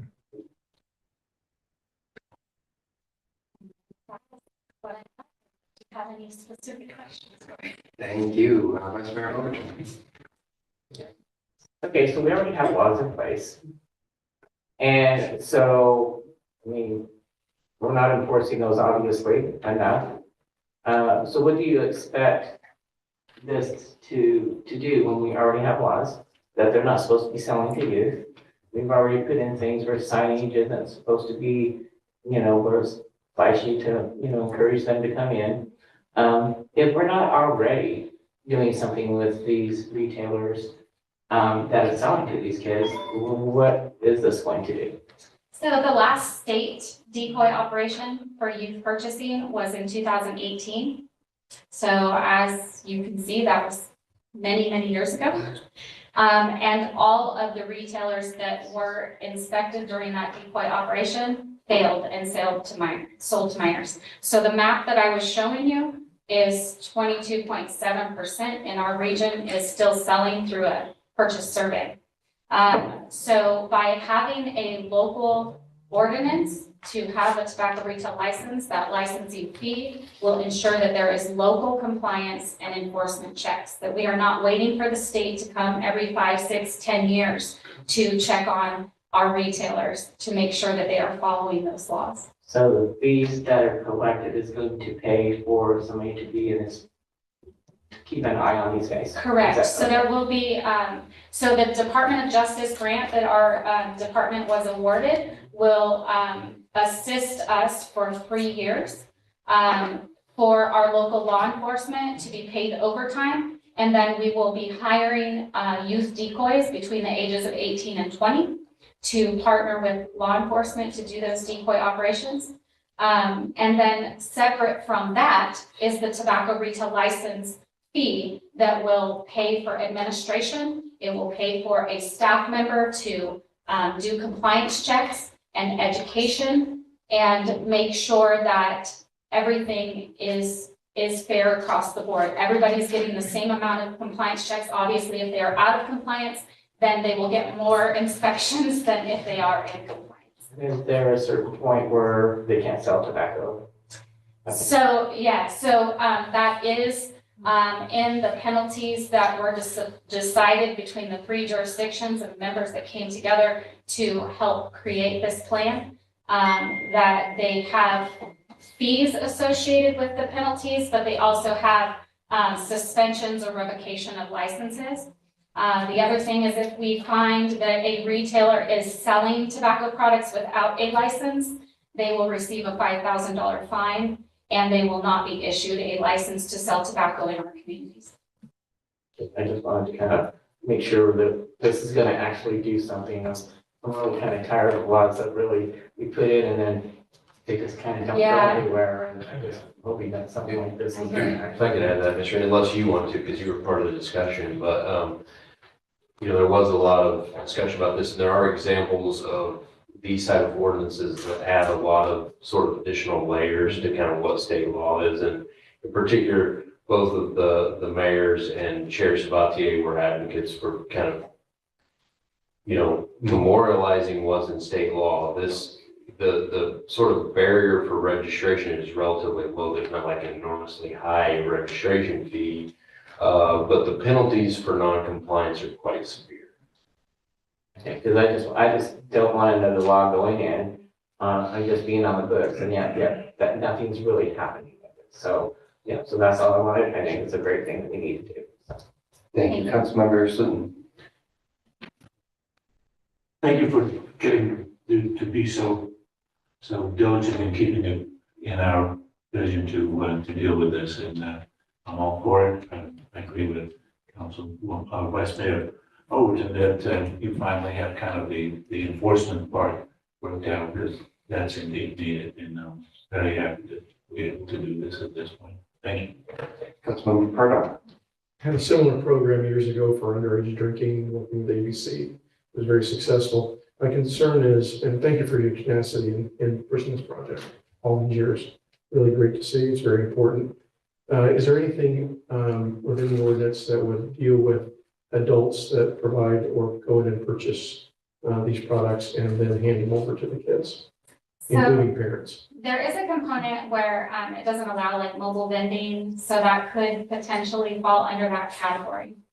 Where somebody's purchasing these products and then selling them on their own, you know. We had a problem on the down low. with adults going in, purchasing, and then providing the alcohol to the kids. And I can see this being very similar. Thank you. Councilmember Kern? Yeah, back to the enforcement, the $283,000 grant you mentioned, is that the total amount that will be dedicated to enforcement, or will? No. there So will be- that's just the Department of Justice grant that was awarded, Right. and that's a 3-year funding to partner with our 3 local law enforcement jurisdictions to have our own decoy work with our local law enforcement. So the state hires their youth decoys to go in and do these checks, but as we see it, it's not happening enough in these rural communities like ours. And so this will allow us for the first 3 years of our tobacco retail license to also have our own decoy operation working side by side by the tobacco compliance. And so what our vision is with this policy is we would do the education for all of the retailers, make sure that they understand the law for the state and how our tobacco retail license locally may be different, and assist them with getting into a compliance. So, and that comes out of the 283 grant. That comes from the tobacco retail license. What comes from the DOJ grant is to pay for local law enforcement and a decoy to go in and do youth decoy operations. So the youth decoy operations are separate from the tobacco retail license. That will be, here's the state law, they can't sell flavors, for instance. So our tobacco retail license staff goes in to do a compliance check, and they see that there's a wall of flavored products. Well, we know that that's against the state law and our local law. So they will be cited and they will be asked to remove those I products. guess my question is 283 enough, or are we gonna add more to it? It's 383 for the first, 383. yeah, it's 383,000 for, and we have the grant for 3 years.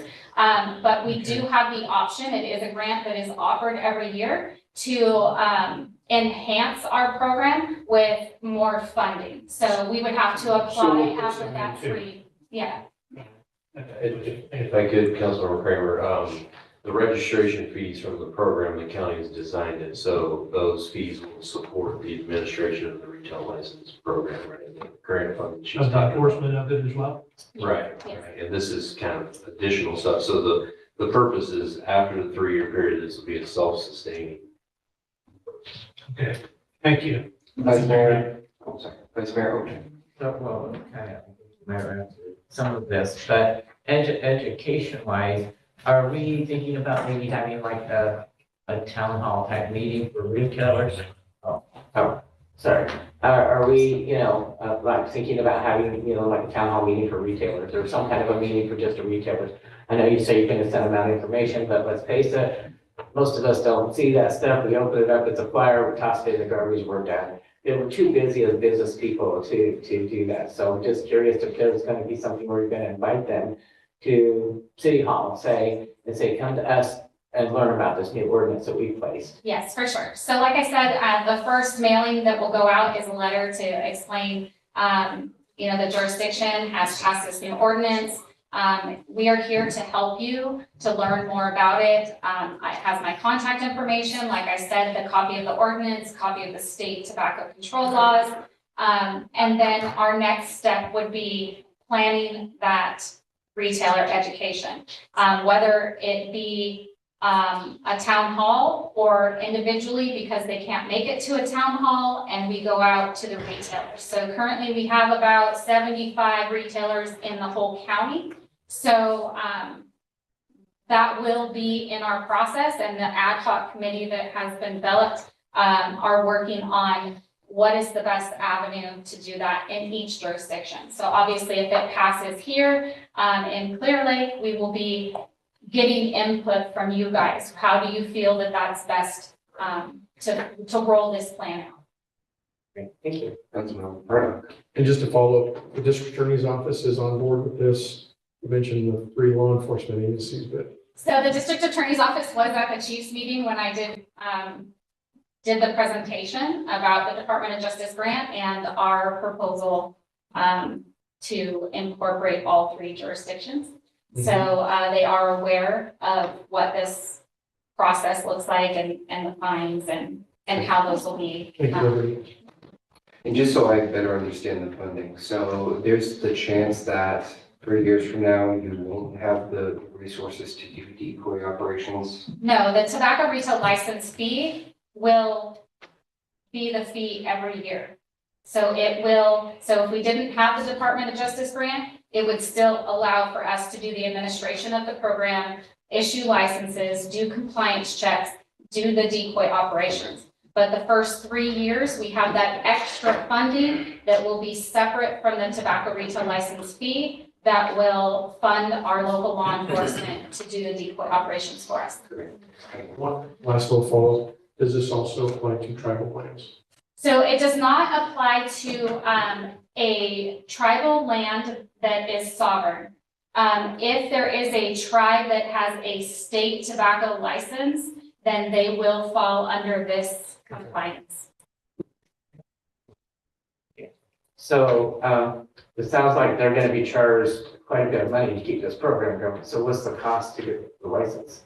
So when we were running numbers on funding, the staffing, getting the program up and running, it was somewhere around the 500 range, which is pretty close to the same as the food permits. Coupa permits are a little bit higher than that. It just depends on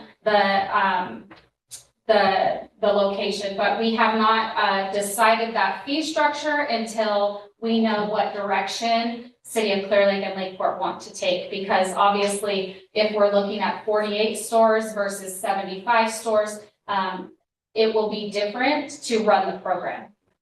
Okay, great, thank you. All right, thank you for answering our questions. You have a bit of a break. I'll open it up to public comment. If anyone here in the chamber would like to, yes, please come forward. Haven't seen you guys for a while. So greetings, council members. My name is Gina Lyle Griffin. I work for the Health and Social Policy Institute. It's a Prop 56 funded program as well. And I work for the Communities Addressing Nicotine program. I just want to say congratulations for continuing the process of addressing tobacco and nicotine access for youth on behalf of the community of Clear Lake. A tobacco retail license has been shown to greatly reduce youth access and uptake of lifelong addictive products, which contribute to health issues and the resulting health needs that impact our community as a whole. The Clear Lake City Council has been the leading county jurisdiction addressing tobacco-related issues since it began considering policies in 2017. You passed the Comprehensive Outdoor Air Ordinance in 2019. You enacted the moratoriums during COVID. And you've also heard and considered potential action to limit toxic exposure to second and third hand smoke and vape aerosol in multi-unit housing and shared wall living spaces. A tobacco retail license is another integral piece of addressing tobacco-related issues within the city of Clear Lake. Perhaps future continued focus areas may be the realization of a smoke-free multi-unit housing policy and addressing toxic tobacco waste.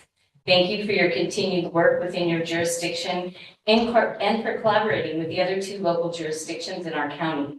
Your actions locally, along with those of nearby counties and municipalities throughout California, help make our communities healthier. Thank you. Yes.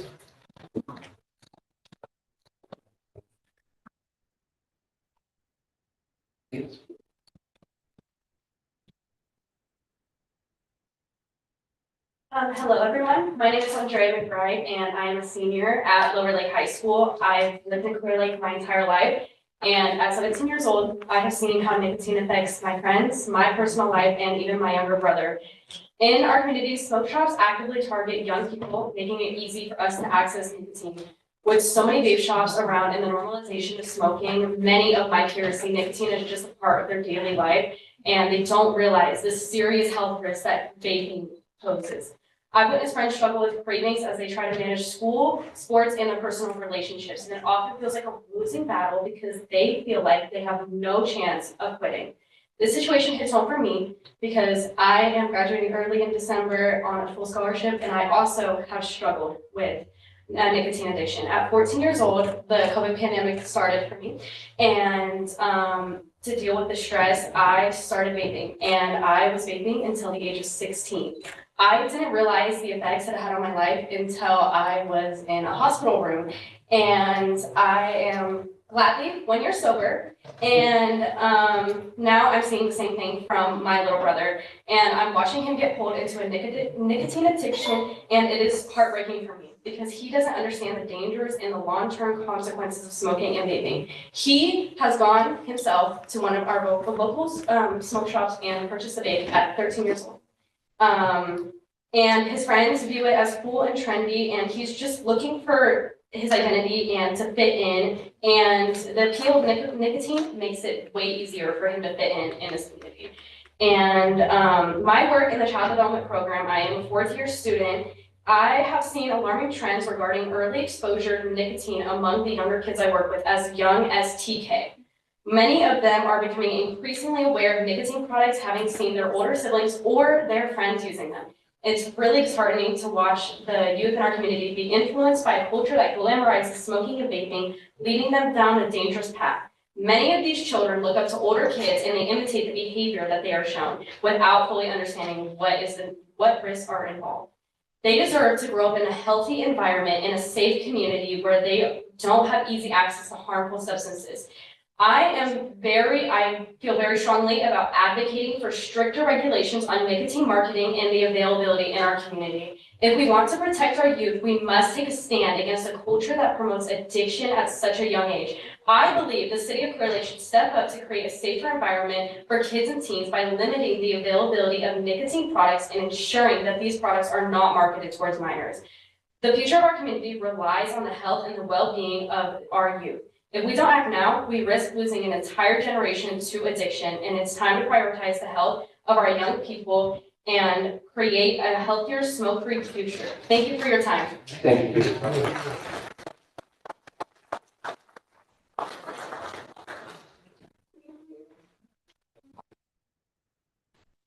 All of that. I know, I I did a good job on that one, so. They are amazing. That is our youth. Amazing. Good evening, Mayor, City Council members, City Manager, and most importantly, your amazing staff. You know me, I'm Becky Salado. I'm the very proud superintendent, so I'm sure you can understand why we have to do that message of Canoctown Unified School District. I'm here tonight representing our board, our staff, and most importantly, our students. I've come to you in the past. As you know, we feel very strongly that this vaping epidemic is one of the most dangerous and frightening crises facing our students and our youth today. When I came and spoke to you about that before, it was amazing to hear your reactions. As always, this city council, this staff, this community, you always rise to support our youth and their well-being, and we truly appreciate that. So I'm here to commend you in this effort. I'm here to say thank you. I'm here to say thank you for always being the champions for our youth, and I know you will do that again this evening for us in this most important place. And in spite of potential pushback or fiscal things, I think you always view our youth as priceless. And we truly appreciate that. And I look forward to continuing this as we move this even farther. We know this isn't the solution, but it's a great beginning, a strong beginning to a long-term battle to protect our youth and, more importantly, our future. Our students in the next few years are going to be faced with incredible health crises. So thank you. Thank you. Thank you, Becky.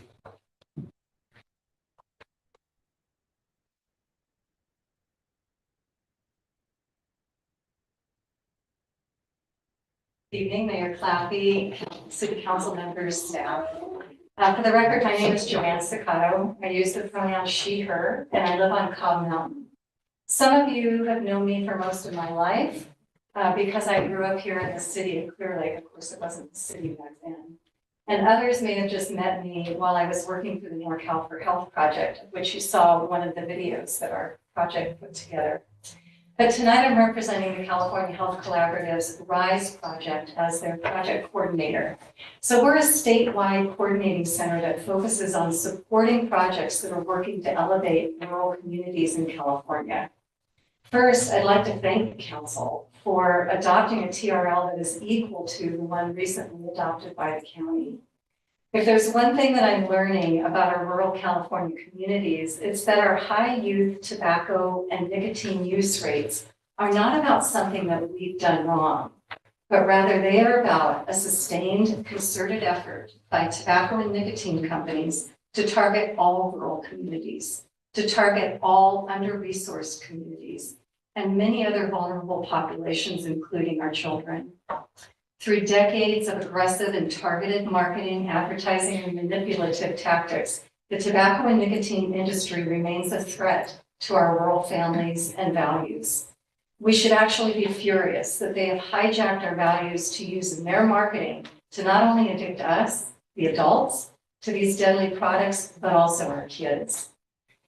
Rural communities in California have a consistently higher use rate than our urban counterparts. In 2023, Lake County's 7th graders were using vapes at almost double the statewide average for all rural youth. Our 7th graders were already higher than the statewide average. So I started my tobacco habit at the age of 13, and I couldn't quit it for over 25 years. Even when I was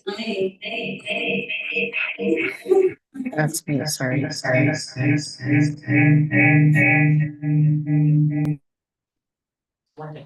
Are we good? That's pretty awesome. So I started my tobacco habit at the age of 13, and I couldn't quit it for over 25 years, even when I laid in what was then Redbud Hospital with a collapsed lung around the age of 30. I watched both of my parents die of tobacco-related illnesses. The addiction can be insurmountable, and our children deserve better. Youth-focused tobacco retail license ordinances are one of the community's best tools to keep local control over these harmful products. And while it may not plug every hole of how our young people are getting access to these products, this self-funded mechanism can plug a lot of them. And we as a community, when we know better, we have to do better. We have to plug every hole we can, wherever we can. Because we do have to protect our next generation of community members and leaders from exposure and initiation to these toxic and deadly products. Our children and families in Lake County deserve to live with the same dignity and protections as other children and families in California. And our rural communities are not powerless. We may be under-resourced, but we're not powerless. And not only are we not powerless, the power is in the hands of our community. And you've heard over this period of time that this community sees the value of a tobacco retail license and supports it. And so now the power is in your hands. Thank you. Thank you, John. Any other comments here in the chamber?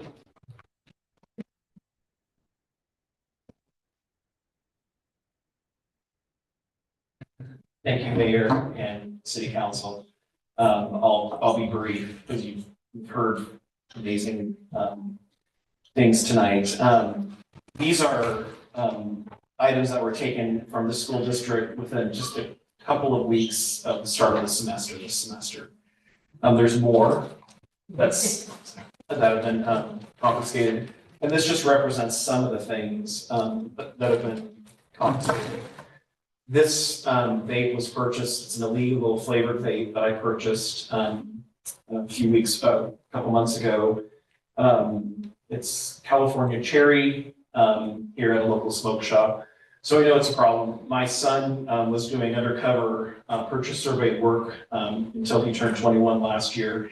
And he's been sold to 105 times, across 3 counties, not in Lake County, but just as an example of empirical. I work with other youth doing undercover work, so it's light. The beauty about TRLs, I've had a number of years of county level code enforcement work with TRL work, as you've heard me share about, and they work. When we bring youth back to do decoy operations in communities where there's an ordinance, we see lower rates of sales, and generally the data says around 15 or 16%, but we would have to confirm what that currently is. So it's an evidence-based solution. It works. Thanks for listening to the community. Thanks for the support. I'm thrilled that tonight, I'm proud that some of our people here this evening are on our Blue Zones project, steering and leadership committees, and they've entrusted us to help amplify this and support an amazing community. Thank you for your support, and we look forward to seeing some changes happen.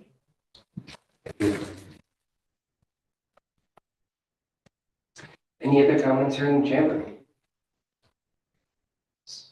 Yes, please come forward.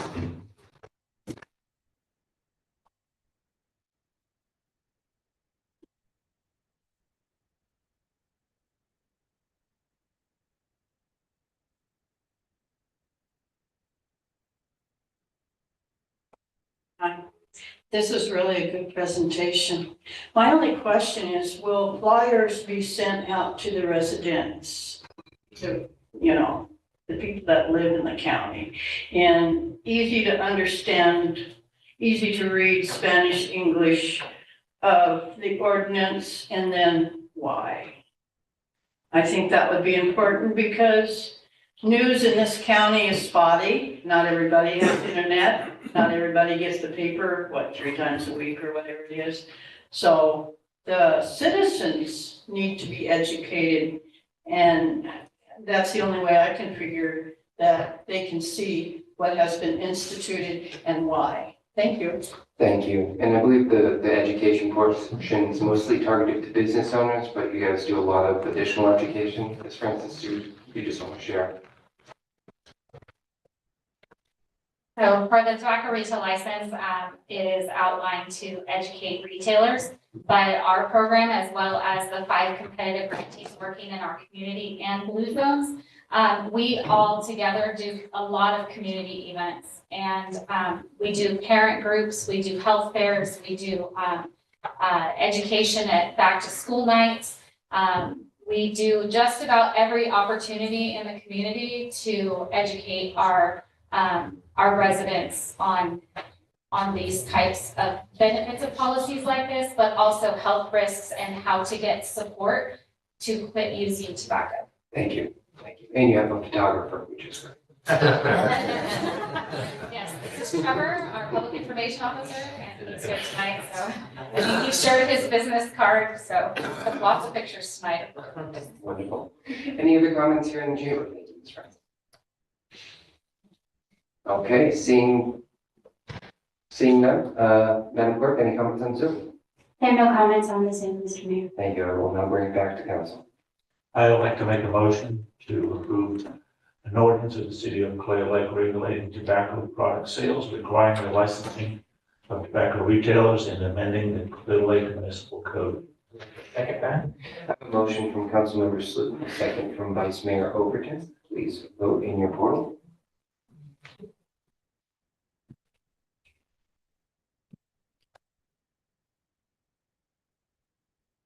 Motion passes with unanimous vote of the council.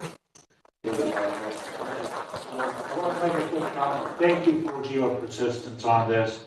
I really appreciate it. I think there's been a long way coming, but we finally do. Yes, and I want to thank all of you and your dedication and not giving up on the effort to protect our youth. And I'd like to take that same comment and go a little further. You guys had me last meeting. Good. This was since 2017. Yeah. 2017. Right. Thank you for what you do. Thank you so much.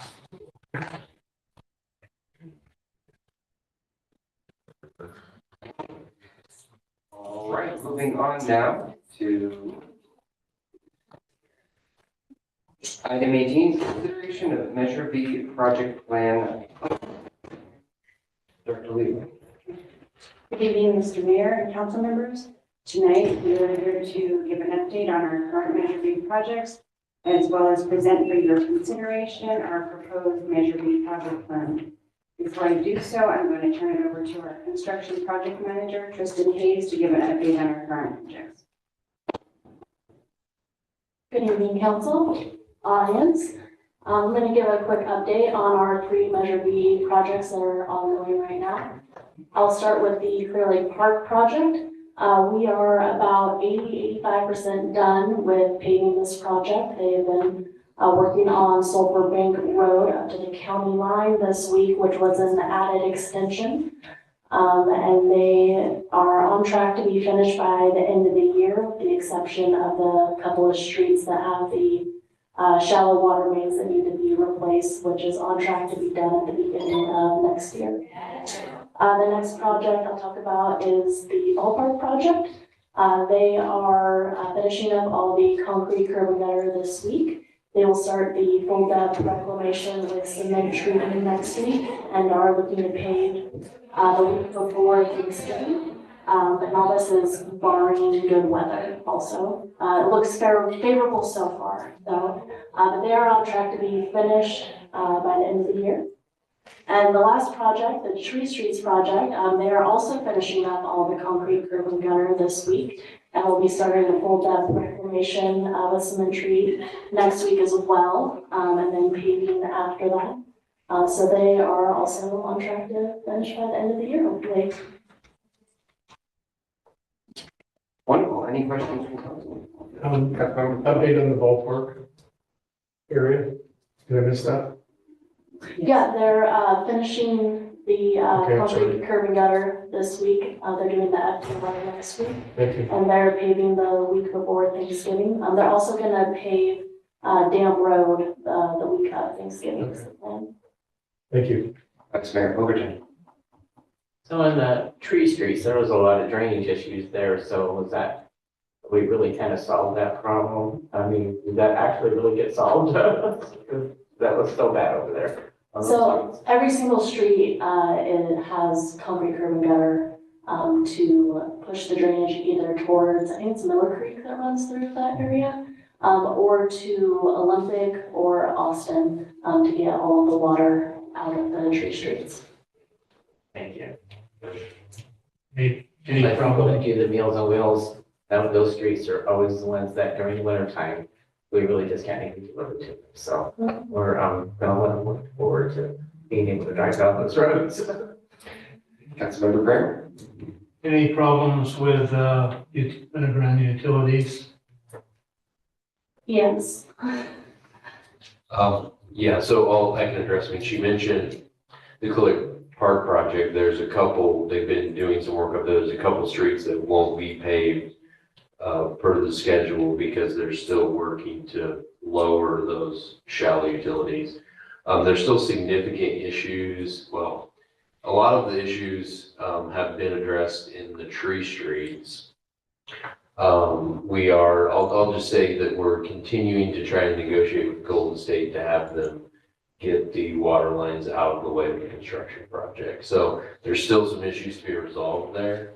And we're continuing to work through that because drainage there is a real problem. In fact, this is the reason for many years the city avoided even trying to tackle repaving those streets because solving the drainage problems were complicated. And we really don't want that project to set all winter with a muddy mess where folks, it's unfinished and people can't get in and out of their houses. But we're continuing to work through that. We're confident we're going to find a solution. Excellent. Any other questions from council? The shallow water mains on the ballpark project were also addressed, and that project is finished. Yeah, that one worked quite well where Highlands Water Company had a number of issues, but they ended up hiring our contractors separately to go in and replace all of those. So that area is gonna have new streets and new water utilities. It's gonna be set up for a long time. Good. Anything else, Director? Yes, I'm going to present the proposed 7-year Measure B plan. This plan outlines a list of roads slated for improvement. Though no definitive timelines have been established, these roads will be paved contingent on the availability of funding.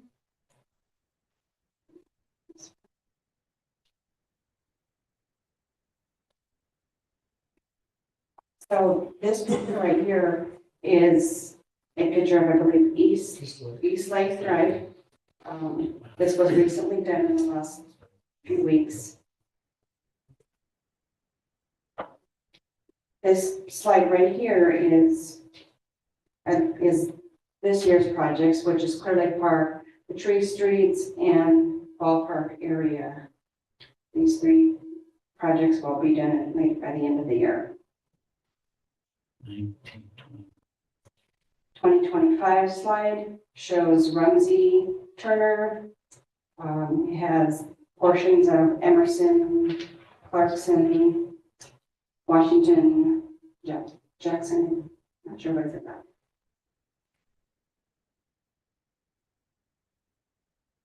Next slide is, we have Robinson Ridge, Cerrone Parkway, and Highlands Way, as well as Vistarolas. Please keep in mind that these are contingent upon funding, and it is a plan at this point. Moving into 2027, we have on here Lasky, Hillcrest, and Lansing. 2028, we have Yule Avenue, Valley, West 40th.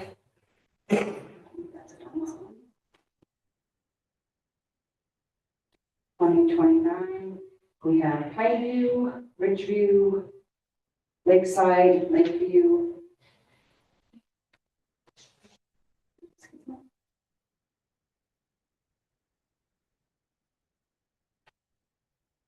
2030, we have all of the areas over at Towida, Cabal, Vista, Siwa, and Manakee. That's the list that we have here. I wanted to give a little explanation how our road projects are chosen. We choose these roads using our pavement management plan, and we use this plan that is based on our pavement condition index. And we try to group our projects by area to maximize the efficiency of our funding. So it just makes a lot more sense that we group our projects in one area rather than one road on the end of town and another on the other end of town. If you do not know, our pavement condition index is a numerical scale used to evaluate the condition of our pavement surface. It helps assess the extent of the deterioration of damage on roadway, guiding our decisions on maintenance, repairs, or reconstruction. Open to questions. Director, this is going before the Measure B Oversight Committee, correct? Yes. And was there any feedback from that group? Some of the feedback was how do we come up with some of the roads that we choose, which I just explained, and there was question on funding. That's why I made sure that they know, you guys all know that this is a plan and it's contingent on availability of our funding. And there was no objection to the plan from that group? Not really from the group, not from the committee. There's always someone that. Yeah, but the Measure B Oversight Committee, they're interested in making sure that we're using this funding properly. Yes. Great. Councilmember Kramer. Yes, I wasn't couldn't add as fast as you were flashing through those. How many, by 2030, how many miles of street will be paved in those areas? Was it 2?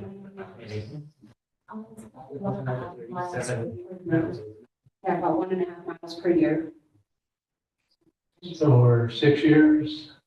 7. 7 years. So, okay. So about 10 miles Yes. Okay. And you were talking about the PCI. I didn't hear whether you set a number or an estimated number. I didn't give an estimate on the future, but right now we're at, our PCI is 51. 51, which is close to what, fair to Yes. moving towards good? Yes. I'm hoping it'll move. How does that rank in the county? We have the highest PCI in the county.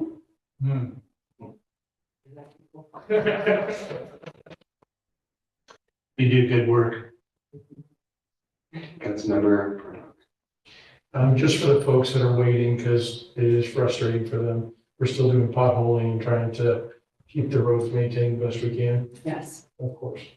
And then the last question is, private roads. We're still working with folks that do have private roads, if they can bring it up to city standard. We're talking with them about incorporating that as well. Yes. Thank you. Councilmember Sutton. When was the PCI index done and is it being updated regularly or how does that work? It was last updated in 2022. I believe it's every 3 or 4 years. Thank you. All right, seeing no other questions from council, anything else to add, Director? No, thank you. All right, I will now open it up for public comment. Anyone in the chamber have a comment, please step forward. Seeing none, Nobody wants to talk about streets. No.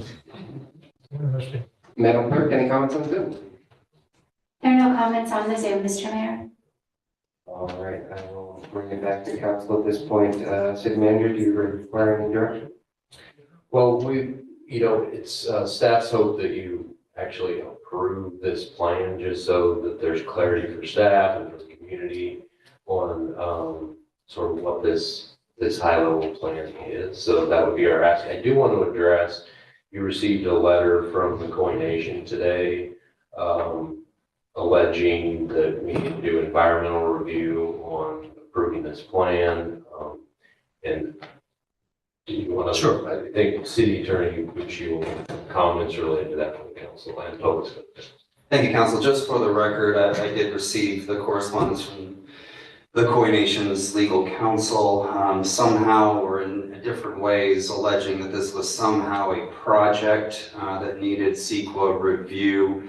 And just for clarification and once more for the record, my office has reviewed the correspondence, the allegations of the claims therein, and has determined that the action specifically tonight is not a quote-unquote project as defined by CEQA. That can be backed up by a number of different exemptions and definitions under the California Environmental Quality Act, including that project is defined as not government funding mechanisms, government fiscal activities. There is no commitment to any specific project. You've heard staff refer to this as a plan contingent on funding, nor does CEQA apply to organizational or administrative activities, nor planning activities.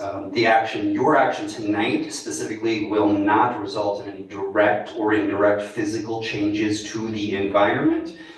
Should the city decide to move forward and have funding for a specific actual project, staff will go through any and all of the required legal procedures and process, which would, of course, include CEQA if it's required.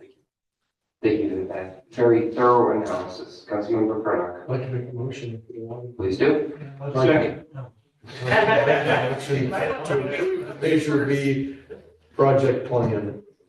And I will second. I have a motion from Councilmember Cronach, a second from Councilmember Kramer. Please vote in your portal.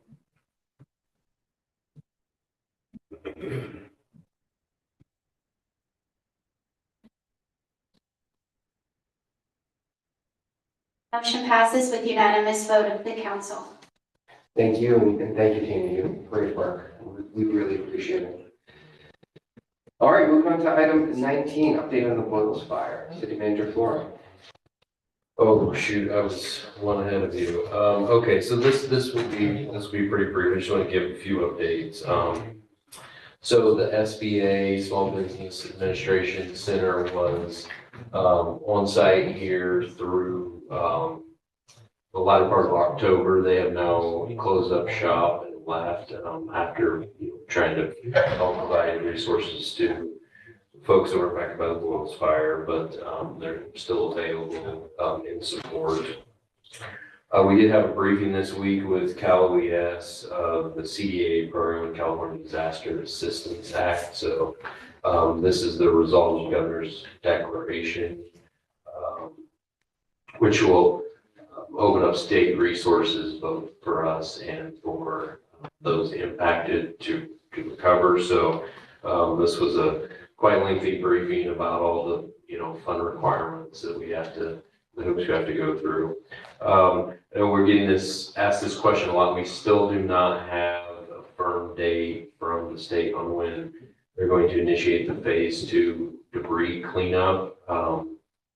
They're working through some things on their end to finalize that. They're told that, there's like a informal green light, but they're waiting on getting it through legal review or something.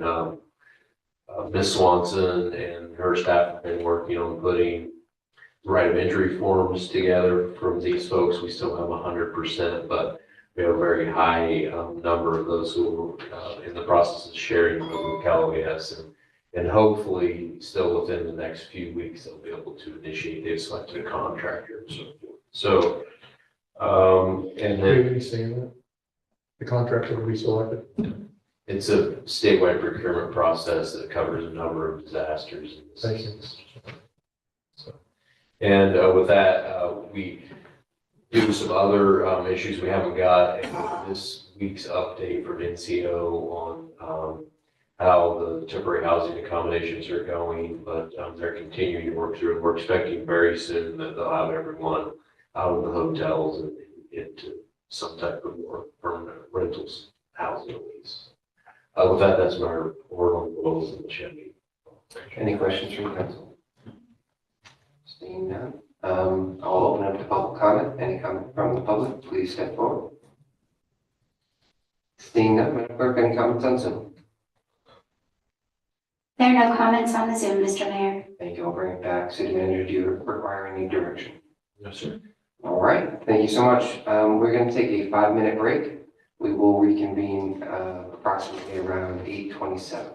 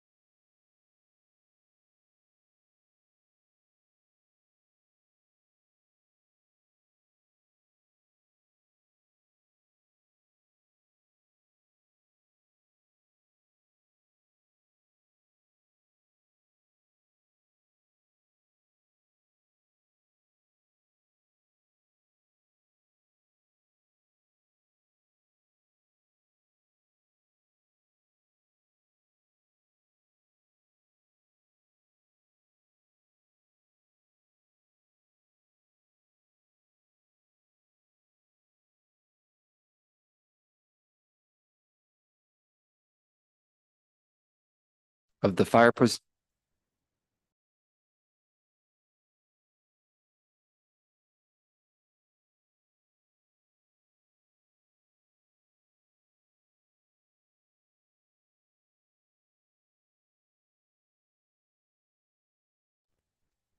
Yes. Okay. So, Mr. Mayor, normally we do some of these job descriptions just on consent, but I kind of want to highlight this particular one. This is something that, an idea that we would like to try out that came out of some discussions after the Boyles fire. So, I think all of you are familiar with the Clear Lake Environmental Research Center, CLERC, which has received quite an enormous amount of grant funding for fire mitigation efforts throughout Lake County. And they're already, and have been for several weeks on the ground in the Boyles fire area doing fire mitigation work. And they're going to continue to do quite a bit more vegetation removal. In discussions with them, they identified that one of the challenges that they have currently is not available funding, but actually having operators available to run an excavator with masticator on it and that type of thing. So they have funded another organization that has one. The city also has one now.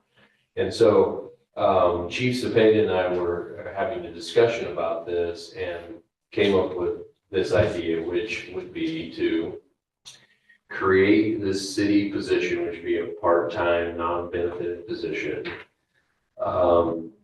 And it would be funded by CLERC, so there would be no cost to the city's general fund. And what we would do is try and attract folks to operate this equipment, both perhaps the city's equipment and then other equipment that's been funded by CLERC that I think is kind of managed by the Hogback Ridge crew from the North Shore. So to give you an idea, there may be, sometimes where city public works crews would be interested in it, they would be doing it probably in their normal job duties, but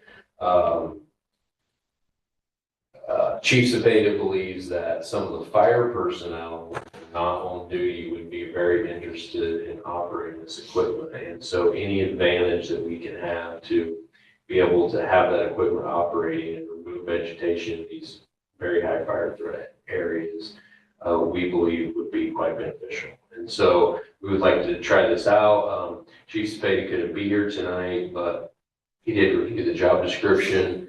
There is one recommended tweak to it that Ms. Swanson will share with you when I'm done here, but he's very supportive of this and has talked to the other chiefs in Lake County, and they're very interested in using this as a model in their districts as well. So maybe we can briefly turn over to Ms. Swanson and you can address the experience area that Chief Cepeda brought up. Absolutely. Honorable Mayor and council members, in the discussions, if you look at page 190 of the packet, the last page of the fire prevention equipment operator job description, it states that any combination of experience or training that would likely provide the required knowledge and abilities is qualifying, and it states a typical way to obtain the knowledge and abilities would be, we would like to add at the end of experience, 2 years of experience in maintenance and construction work, and the language or operating fire apparatus to that. Okay. Thank you for that. Any questions from council? All right, seeing none, I'll open it up to public comment. Anyone here in the chamber like to make a comment, please come forward. Seeing none, Madam Clerk, any comments on Zoom? There are no comments on the Zoom, Mr. Mayor. Thank you. I'll bring it back to council. And if there's no other comments, I'll take a motion. I have one thing. Okay. I just want to make it, ask, or Mr. Pucci, I serve on the board of clerk. Is there a conflict in your mind with my voting here? No. Thank you. All right. I want to make a motion to authorize the job description and placement into the salary schedule the fire prevention equipment operator position resolution number 2024-50. I'll second that. I have a motion from Councilmember Salute and a second from Councilmember Spring. Please vote in your portal.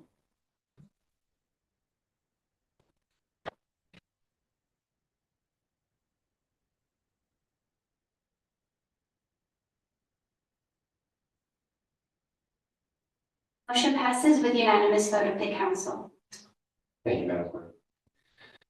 We'll now move it into item I, public hearing, and item 21, consideration of resolution 2024-47, authorizing the extension of the temporary road closure of certain roads to reduce illegal dumping and to protect the environment and the public health and welfare.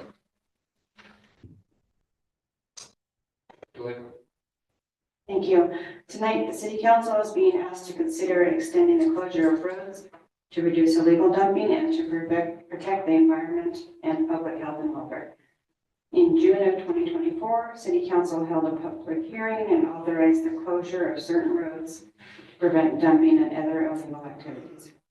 Subsequent to this action, the city purchased thousands of feet of K-rail, construction barrier gates, and other materials to physically block off the area. While initially effective, additional work has been required to strengthen the physical barriers a few times. Staff believes the operation has been effective in controlling some of the dumping in the area and that an extension is warranted. The California Vehicle Code requires a public hearing be conducted to extend the road closure. The impacted areas, commonly referred to as the Gobi Desert, is largely undeveloped. West of Acacia, north of Sonoma, east of Park, and south of East Lake. This closure shall include all or portions of Oleander, Mint, Peony, Toyon, and Oregon. Recommended action is to adopt resolution 2024-47. Thank you, Director. Councilmember Purdock. Are property owners still allowed to get access if they request that? Yes. Thank you. If they can prove they own the property. Thank you. Seeing no other questions from council, I'll now open up to the public. If you have a comment, please step forward. Seeing none, Madam Clerk, any comments on this? There are no comments on the Zoom, Mr. Mayor. Thank you. I'm now going to close the public hearing and bring it back to council. To approve resolution 2024-47, authorizing extension of the temporary road closure of certain roads to reduce illegal dumping and protect the environment and the public health and welfare. Second. I have a motion from Councilmember Salute and a second from Councilmember Purdock. Please vote in your portal.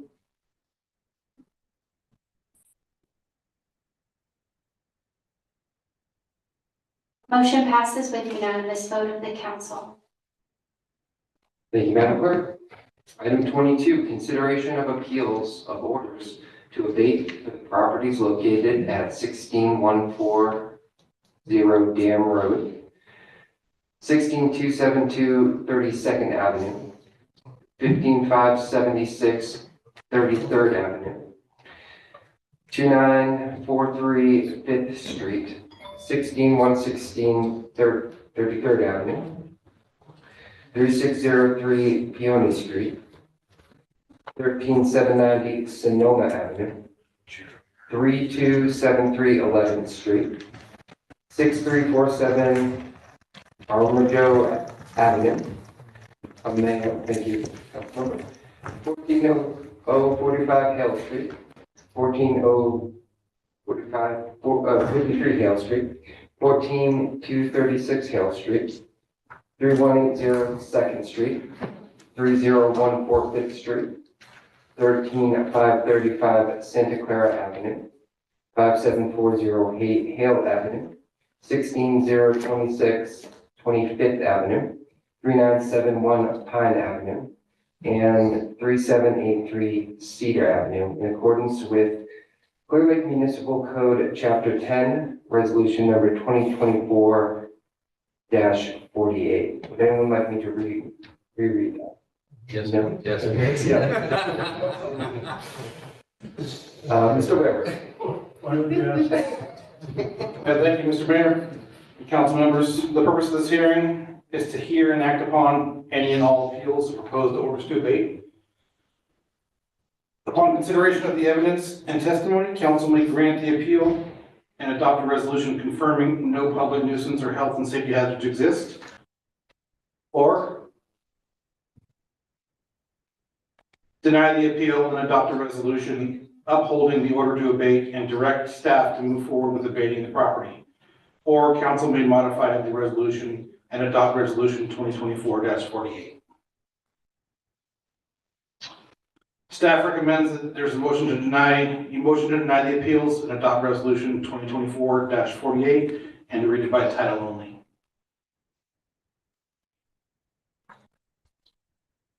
Evidence. City Council has been provided evidence pertaining to each property on your computers and also on the binder up there. Properties were determined to be a public nuisance and health and safety hazard to the community by a code enforcement officer. All required legal noticing was issued to the property owners of each property. An order to abate was mailed to each property owner and posted on each property.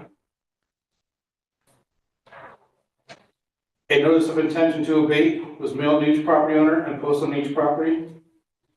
Property owners have failed to reach full voluntary compliance by abating all violations.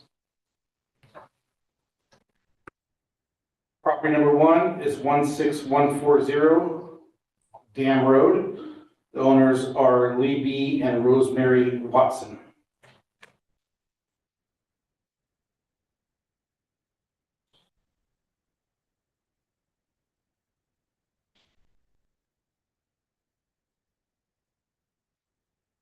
Mr. Lambert, when were these pictures taken?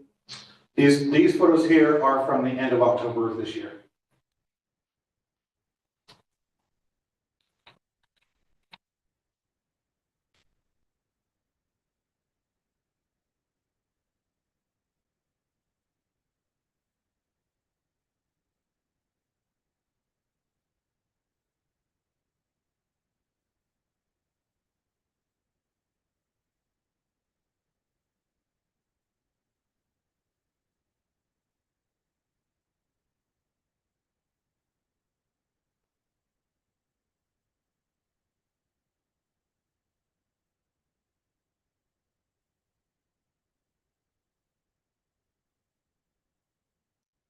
Police Fire Marshal Lancaster would like to make a comment regarding this property as well.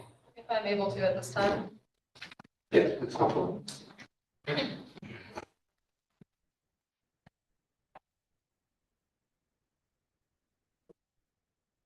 Good evening, Autumn Lancaster, Fire Marshal for Lake County Fire Protection District. Over the past year, I have been to the 16140 Dam Road property multiple times to inspect hazardous vegetation and other unsafe conditions in violation with the California Fire Code. On an inspection report dated 08/17/2023, the following codes with photos were listed as violations. California Fire Code 114.1 unsafe conditions. 1141.2 structural hazards, 304.1.2 combustible vegetation, 4907.1 hazardous vegetation, 304.1 waste accumulation, 304.1.1 accumulation of waste materials, 304.2 storage of combustible rubbish, and 6 electrical violations. In the multiple re-inspections done by city code enforcement, minimal progress has been made to mitigate the substantial fire hazards. While there are many properties within the Lake County Fire Protection District that pose a substantial fire risk, this parcel is a top priority due to the spark conducting activities that frequently occur. I myself have witnessed a man grinding metal in the afternoon on the property in the middle of fire season. The parcel promotes foot traffic and the introduction of ignition starting activities into the wildlands. The parcel is located 144 feet from the origin of the Boyles Fire.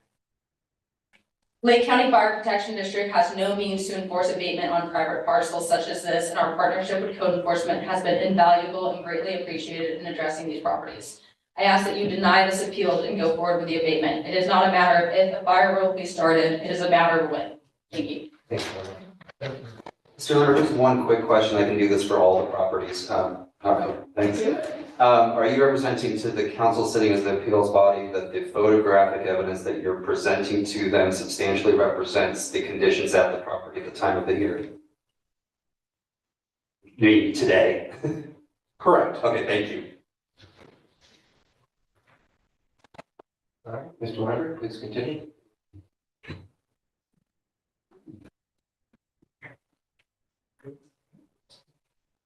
Property 216272, 32nd Avenue. Owner is Verna Louise Jones.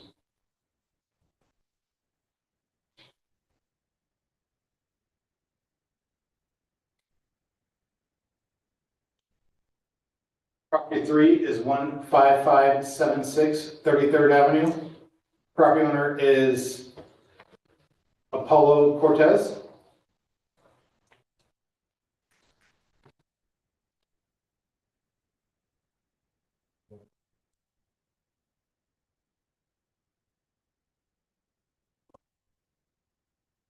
Property 4 is 2943 5th Street. Property owner is Lonnie Brooks.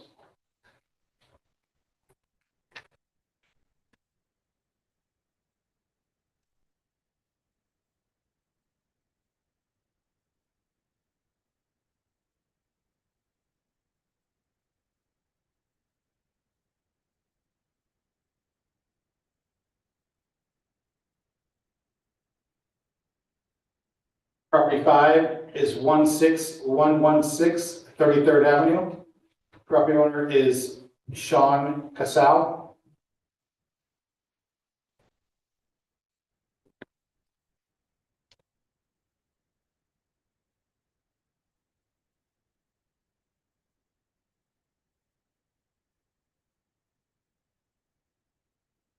Property 6 is 3603 Peony Street. Property owner is George Loudon.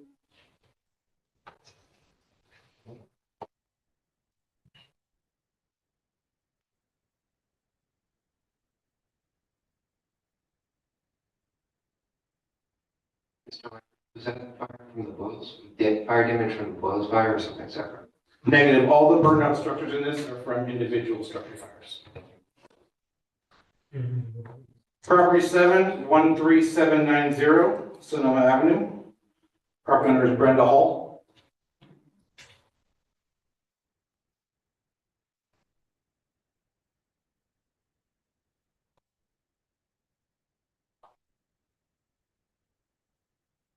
Property 8, 3273 11th Street.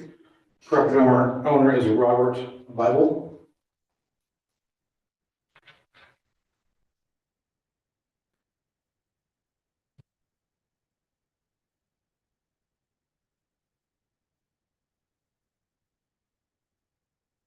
Property 9, 6347 Armijo Avenue. Property owner is Michael Walton.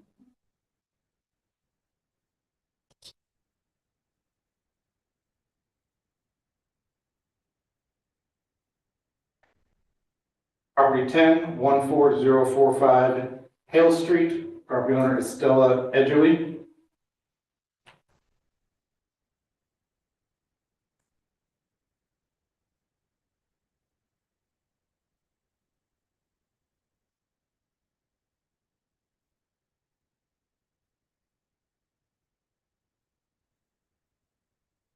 Property 11 is 14053 Hale Street. Property owner is Wilford Morgan.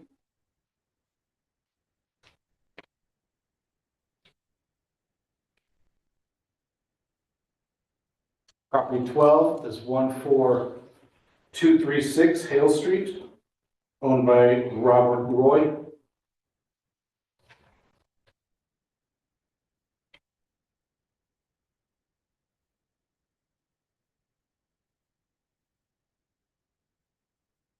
Thirty-one 82nd Street. Property owner, Jeanette Souza.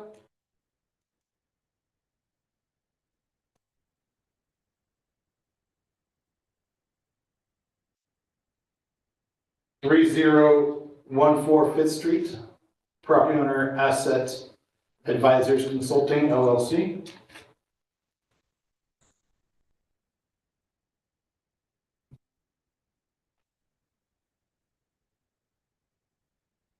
Property 1513535 Santa Clara Avenue, property owner Kevin Callahan.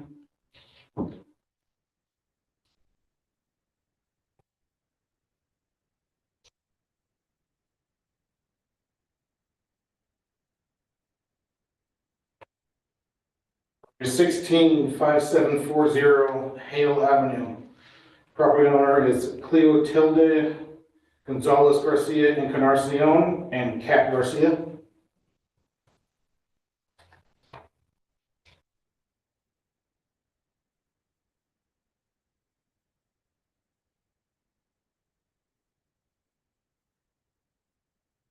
Property 1716026 25th Avenue, property owner is Augustine Trujillo.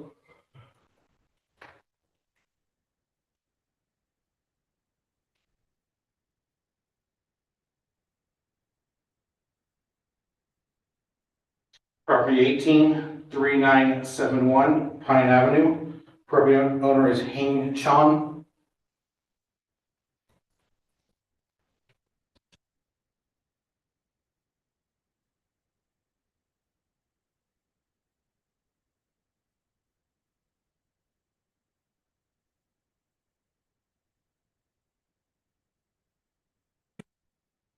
Lastly, 3783 Cedar Avenue, property owner is Candido Guzman.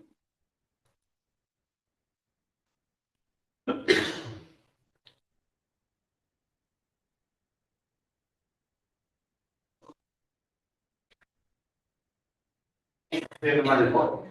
Thank you, Mr. Member. City manager, what would be the next step here? Because I know the thing that we have some folks in the line. Yeah, so, all of the city attorney Pucci clarified the process. There is just one thing I wanted to add. So these orders to obey have been issued. This is the opportunity for property owners to appeal with the council that for some reason the property is being cleaned up or doesn't meet the requirements that there's a need to abate the property. If the council denies these appeals and moves forward with the abatement process, we would be putting abatement for these 19 properties out for requests for proposals, collecting public bids for a contractor to do the abatement. The city has received just under $500,000 in grant funds from the state to do this. This is just the first wave of the really high priority properties in the city that need to be abated. So you'll be seeing another, at least this many coming back in about a month or so. And then, once the abatement's done, we would come back to the council and assess liens on the property for the cost of the abatement. But this is the opportunity for the property owner to plead with the council that there's some other circumstances which would not warrant abatement.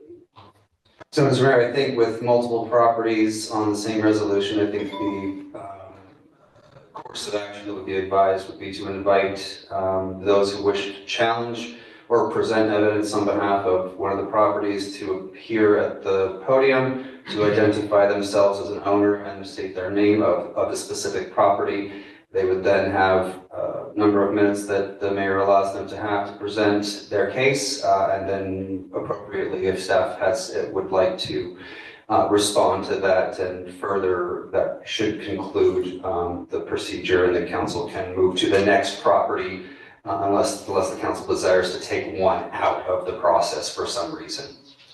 Thank you, City Attorney. So at this time, if there's a property owner here that would like to come forward, please, sir, come on forward. Please state your name and what property that you're the owner of. My name is Apollo, and I purchased this property like maybe about at the last tax sale that they had Lake County. What address, sir? Is the This address? is property number 3 in your packet. I believe it's 15583 33rd Avenue. Yes. Okay, sir, continue. Thank you. Anyway, so I have, I know I met Lee and I met, Mr. Steven, and I work, and I've been working in the city for, I want to say, for the last 10 years. I buy properties like this and I clean them up. I bought like 2 properties on the tax sale, this last tax sale, and I'm working on it. I'll finish one, and I have a few pictures of this property. It's complete, all the garbage is completely gone. It's just the structure there. And I'm getting ready to do the makeup, to do the things they're supposed to. I've been talking to the water department, to the neighbors, and they love what I do. And so I just wanna thank you guys to push this because it helps me too. In the past, I deal with I feel I fix the places, and usually this is for low-income people. Like right now, some of the Spanish lost their homes at the last fire, so they looking for a place. And if it's something that I can help, I'm more than happy to help the people. And so the bottom line is I need a little more time, but I'm working on it. And so that's all I can say. And if you guys want me to, is anything I can do better or whatever you guys decide is okay with me. What is a little bit more time to abate the issues that the city has noted? Well, I got the notice, I think it was like maybe about a week or 2 ago, and this place is probably the worst that I ever run into. And it's already, all the garbage is cleaned up, just the structure. And I believe, maybe a couple of more months, you will see the difference, you will see a new house there, or you will see, right now, I'm not exactly sure what's damaged and what's not, and what can be repaired and what, gotta go to the dump. But, like I said, I'm working on it. So this photo here of the property, Mr. Lambert, when was this photo taken? So that was, if you look at, so this was the end of October. If you look in your packet at the back of number 3, once we found out he was appealing it, we did go, Officer Feller did go out there and verify yesterday that there has been a lot of progress as far as the garbage goes. The garbage has been removed and the photos will reflect that in your binder. As far as what code enforcement recommend, we still recommend to deny the appeal, just for the simple fact that it's been so long and there's going to be time left between now and when we go out to bid and the bid's awarded, that he'll have a month and a half worth of time to comply and abate himself. Would a month and a half be sufficient to resolve the issues that are on that property? I can work with that, and I'd like to have a little more time, but if it's not possible, at least I would. Any other questions? This place has been like this for 7 years. The neighbors were saying this. It's been like this for 7 years, and so it's in my hands for the last maybe 4 months, and it has advanced this much. And the only reason it has not been done is because I 2. So I just finished one, and I'm working on this one right now. So all I'm asking is just a little time. Councilmember Prano. Mr. Lambert, if you could just refresh my memory, if he were to get this done within that month and a half time, what's the process for this to come off that roll for the abatement? We would do a compliance inspection. He would contact the city of Clear Lake Code Enforcement. We would do a compliance inspection and it wouldn't go out for abatement. I mean, it would be useless for the city to waste its money to abate a property that's already abated. Couldn't agree more. Thank you, Mr. Lambert. Any other questions from council? No. Vice Mayor Overton? Actually, I do. So just in case, because it is getting winter time, it seems like he is definitely working and we're trying to not, this isn't a punishment for somebody who's trying to fix up a piece of property. So let's just say because of winter and weather, he is not able to complete the process. I don't really feel like that would be very fair for him to get abated just because of weather, which we know is probably going to happen. So what happens in that state? That would be your guys' decision as far as this hearing goes.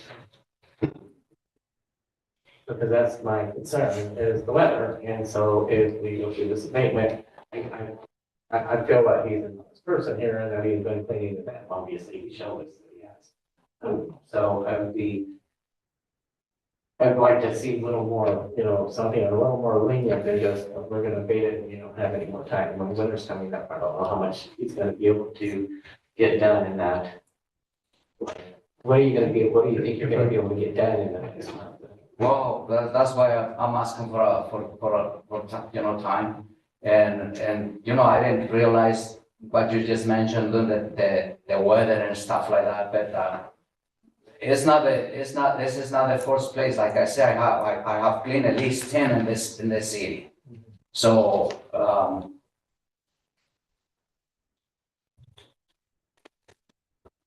the only thing I can say is I feel that every part that I've been, or I'm around, the neighbors are happy, the water departments are happy because the places like this, they steal the water, they do this, so I come in there and clean and put the things back to life.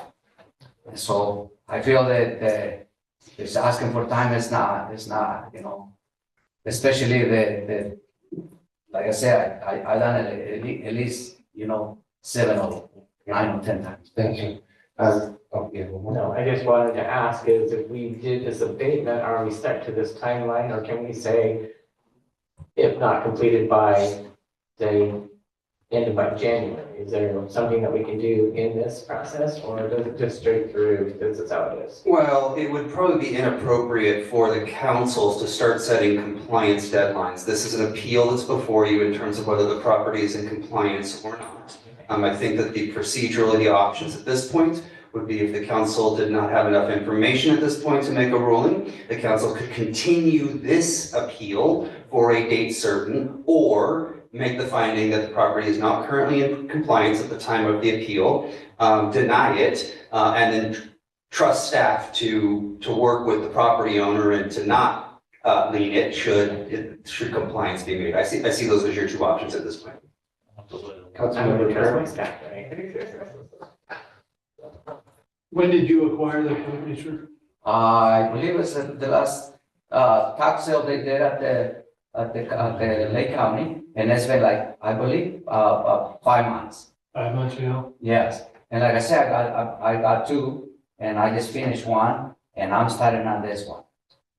Oh, so you've been working on the other one for 5 months?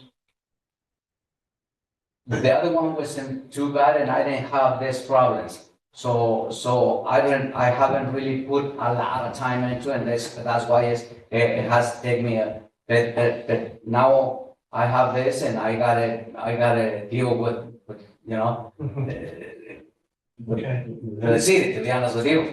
Okay. And so if you guys feel like I'm not telling the fully honest truth, you told me what to do, and I will do it. Whatever you guys. What I wish that won't happen is that you guys gonna set somebody out there it's already cleaned up, Well, that won't happen. That won't happen. Mr. Lambert, how long again before, if you're going ahead with this, how long again before, The abatement for this wouldn't happen until sometime in mid to late January. Mid to late January? Isn't it? Okay. Councilmember Purdo. I just was gonna reiterate, it sounds to me like we need to move with the process. And as much as we want to work with you, I think by denying the appeal, we are. And of course, I know Mr. Lambert, and I know Mr. Feller will work with you to bring this back to us if need be. I didn't completely understand. We're gonna work with you. You guys will work with me. But we will likely deny that. I can't speak for the others, but I'm in favor of denying the appeal, but it still allows you the time to work on it. Yeah. That makes sense? As Mr. Lambert explained. The actual taking out the structural probably won't be happening until Mid to late Right. January. January, so you have already 2 months before we actually start leaning the property. So you should have enough time, 2 months to get it done. Okay, yeah, that sounds And fair. you're gonna communicate with these officers. That's what it is. I always run into them and really good people All right, and good to me. I agree, thank you. thank you. Thank you very much. Are there any other property owners here that would like to step forward? Yes, sir. Please state your name and the property that you own. Gary Souza, and the property's 3180 Second, Up to the mic. Second Street. Good evening, in a long time. Could you repeat that into the mic? Sure, Gary Souza, and it's for the property 3180 Second Street. So this one's a little unique, this property. It's been going on, I guess, for a while. This property, my wife and I sold this in 2013, and it was an all cash deal. So there was no lending involved. So there was no recourse to ever reclaim it back. So that happened. And then, on October 25th, 24, I received a letter of the abatement. And I'm like, we're being abatement, what property in Clearlake? Well, we don't own that no more. Legitimately, we don't own it. We sold it in 13. So went through the records, and it seems like a little bit of friction started in 2017 on the property. And then a lot of friction in 2018. I believe it was January 3 of 17, there was a complaint filed. And then 3/8/18, there was a red tag filed. So then in 3/26 of 18, the original buyers we sold it to deeded the property back to us. And we did not know, we didn't have the acknowledgement because the deed was delivered to 3180 Second Street. So letters, PO boxes, none of ours, all over the world, getting sent out. And then, what is it called? TLO, I believe, was conducted on the 22nd October this year. And you found the Souzas in Anderson, California. And we received a letter. So that's why I'm here. I have the means and the resources to remedy this property. But I am in Shasta County now. So I reached out to a local here that does the same thing I do, property, Mr. Tom Parr. And we are in escrow right now, and it's ready to close. And he's willing to take it on and go right after it, full bore. He has a printed plan for you guys. The month and a half, A-okay, if we could get something of that nature, and we'll go in there and get done, which should have been done back in 2013 when they bought it. So that's the story of this property. We had no acknowledgement, we owned it until 10 days ago. You know, I called Jan a couple times, different message. I mean, I didn't know what was going on. But what's this property? We don't own no property in Clearlake, anymore. So that's the plan. So Tom is here now. If you'd like to hear his plan, I'm not for sure. So that's the story of this. It's very interesting. It trumps all my other real estate stories. I haven't heard one like this before. I guess it's kind of maybe a community chest bank error in your favor, but it seems like they ran from the problem you guys started on them. Merry Christmas, you want to? So that's my story, and if you guys could help us keep this alive and get the job done and make another house available for somebody to live in. Same question as on the last one. How long do you think it'd take you to? I think we could do the month and a half. Mr. And keep Lambert, it under your guidelines of the abatement procedures you'd have to get commingled into. I mean, this is tomorrow, it's gonna get secured tomorrow. You know, I came down from Shasta County today to, get this going, so. All right, any other questions from any council? Just my opinion is that we treat it the same as the previous one. Yeah. We'll deny the appeal and hopefully we get it done before. You'll get to work. You get to work. Get to work, okay, and then we can't really. Okay. Keep And in you're contact. Lee? Okay, Lee, well, Tom will be in, set the counter, and we'll rock and roll. We can't just depend on, verbal promises at this point. So that's why we have to. Oh, yeah, our intent If I would have known that I owned this 3 or 4 years ago, I would have been already, you know, I don't leave property laying around to just, you know, go away, so, so we're good to go, Well, again, we're gonna deny, I can't speak for the okay, others, sorry. but that looks like it's headed that way, that'll be the. We would greatly appreciate it, the wife has been worried sick. But if you might want to share your contact information with Officer Felder. Okay. We can keep in touch, that might be a good idea. Okay. And probably advise that you seek legal counsel to make sure that all these transactions go through. Absolutely free and clear from this. That's a very good piece of advice. Hey, we didn't know, you know, they delivered the property, so, you know, nobody home over there. Good to see you again. Yeah, you too, Joyce. Are there any other property owners here on the list that would like to make a statement? Seeing none, Madam Clerk, any comments on Zoom? Oh, actually, I'm sorry, before we do that. So that was for property owners. At this point, let's open up for public comment. Is there? And you have one, there was a written appeal filed for the Dam Road property? That is also in the packet. Yes, and the council has received it. That was property number 1. Yes, property number 1. Does any council member have a question about property number 1? That's spot out. I have just one general question. Any of these properties would actually somebody living in them? So the Dam Road property, there is a house, so that property runs up the hill along Cache Creek Apartments, but also crosses Dam Road going over the creek side. There is a residence on the creek side that wouldn't be affected, that is occupied, but it wouldn't be part of the abatement. Would not be part of Would not be part of the abatement. Thank you. All clarification. Other than that, there is one property that has an occupied RV on it, which would be, they would have to remove prior to it. I would assume they do that because they want that RV abated either, so. All right, any other questions regarding property law? Seeing none. I'll now open it up for public comment. If anyone here in the chamber has a comment, please step forward. Actually, Mr. Mayor, procedurally, point of order here. These are due process hearings afforded to the property owners and those who have taken the appeal exclusively, so there is no entitled to public hearing, actually public comment on due process appeals. So the future, Madam Clerk, we can just agendize this as an appeal to avoid any future confusion, but no harm, no foul. Okay. And do I have to close the public hearing at this point? Make a motion to close the public hearing. A motion and a second to close the public hearing. All those in favor? Aye. All those opposed? All right.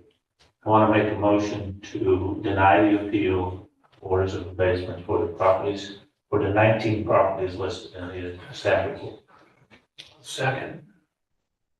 I have a motion from Councilmember Slookin, a second from Councilmember Kramer. Please vote in your form.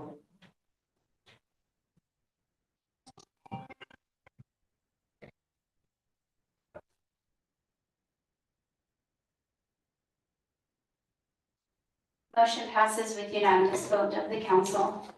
Thank you, Madam Clerk. Thank you all for coming in and speaking with us about your property. Appreciate it.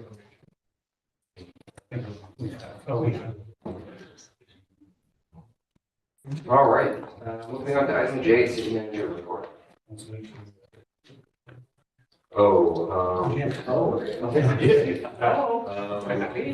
a few items. So if you're gonna have a conversation, if you can step in the lobby, please. Sir?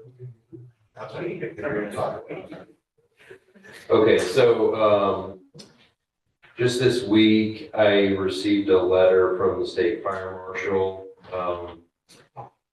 informing us that the state is reviewing, fire hazard severity zones throughout the state. You know, they did a review of those in the state responsibility area, which is outside city boundaries, I guess a couple of years ago. Made changes. Now they're in the process of reviewing local responsibility areas. And in January, they're going to be releasing their proposed map for changes. Now, in Lake County, there's a large portion of the city of Clear Lake that is in a recommended very high fire threat zone. And there's going to be a number of changes around this. A number of the council members were at a presentation sort of centered on fire insurance and the issues with this at the League Cities Conference. This is going to be a very significant issue for us to deal with over the next year or so. So just letting you know, they have a website that has a bunch of information that they will be populating as this process moves forward. So just kind of starting the conversation on that, and it'll be something that the council is certainly going to be talking about more soon. I was going to mention some of the issues, kind of an update on the sort of Golden State Water Infrastructure and Tree Streets project. We kind of talked about that earlier, so I'm not sure that there is a need for that. We did get a request from Chief Hobbs due to public safety access issues, and did some grading on Buckeye, which is a private street, to provide better access for emergency services. That was recently done. This week I attended the Board of Supervisors meeting with City Manager Inger from Lakeport to participate in discussion related to very significant delays in folks getting permits from their air quality management district. This was specifically about whether to continue the contract that they have for providing oversight for Mendocino County. They've been doing this for a couple of years because they haven't had an air pollution control officer in Mendocino County. And it's taking some applicants as much as 6 months to get a permit from air quality, which is, you know, insane, crazily unacceptable. So the board did approve terminating that contract effective January 1st. They have been doing a number of things, including adding additional incentives to hire officers and staff, but there's a lot more work that needs to be done. This is something that is really, so the ARCO project that we have right now is essentially stalled out until they can get their permit to install the tanks, which they, you know, initially submitted their permit in January of this year. And there was some changes and whatnot, but at this point, it's been 75 days since their final application's been submitted, and the Air Quality Management District is not giving them even an expectation sooner than 6 months when they can get their permit. It's costing that business currently $50,000 a month for each month they're delayed opening. You know, great news there. Just wanted to share that we're doing what we can to try to advocate for this is an unacceptable situation. And I'm personally calling other county air pollution control districts to see if they will come and help our county get these permit backlogged. There's, I believe, somewhere between 600 and 700 just permit renewals that they're trying to process. And they're telling applicants for new permits that they're not even going to look at them until they get the renewals done. So not a good situation that's happened. The final thing I just wanted to highlight, you know, we had an election this week. There was a press release that came out from the county elections office, just sharing with the public the results. The preliminary results have been posted on the website, are not final. In fact, there's an enormous number of ballots that have not been counted. Specifically today, the county released numbers they're required to by the Secretary of State that just over 19,000 ballots are yet to be counted. So they're required by law to issue weekly updates, but the final results of the election in Lake County we will likely not see until December 3rd, and then the council will certify those results December 5th. Regular meeting. So that's fine. Thank you, City Manager. Councilman Parma. I have nothing to report, Mr. Mayor. Councilmember Kramer. Yes, just a couple things. I'm going along with the insurance situation or the state's rating of the city of Clear Lake. Supervisor Sabache and myself were several years ago started talking about instituting a fire safe council here actually in the footprint of the Lake County Fire Protection District. We have are now moving forward with that actively. We're going to have an organizing meeting here in council chambers on December 9th. We've invited a number of different representatives from around the area. And I would say that anybody would be welcome to step in and if they feel like they need to have something to say. But yeah, we hope to move forward with that. Fire safe councils do two things. They're generally can be organized as a 501c3, can apply for grants. South Lake Fire Council, for instance, I think they own a chipper and they do a lot of work around there. They provide it to different citizens in their Fire Safe Council district.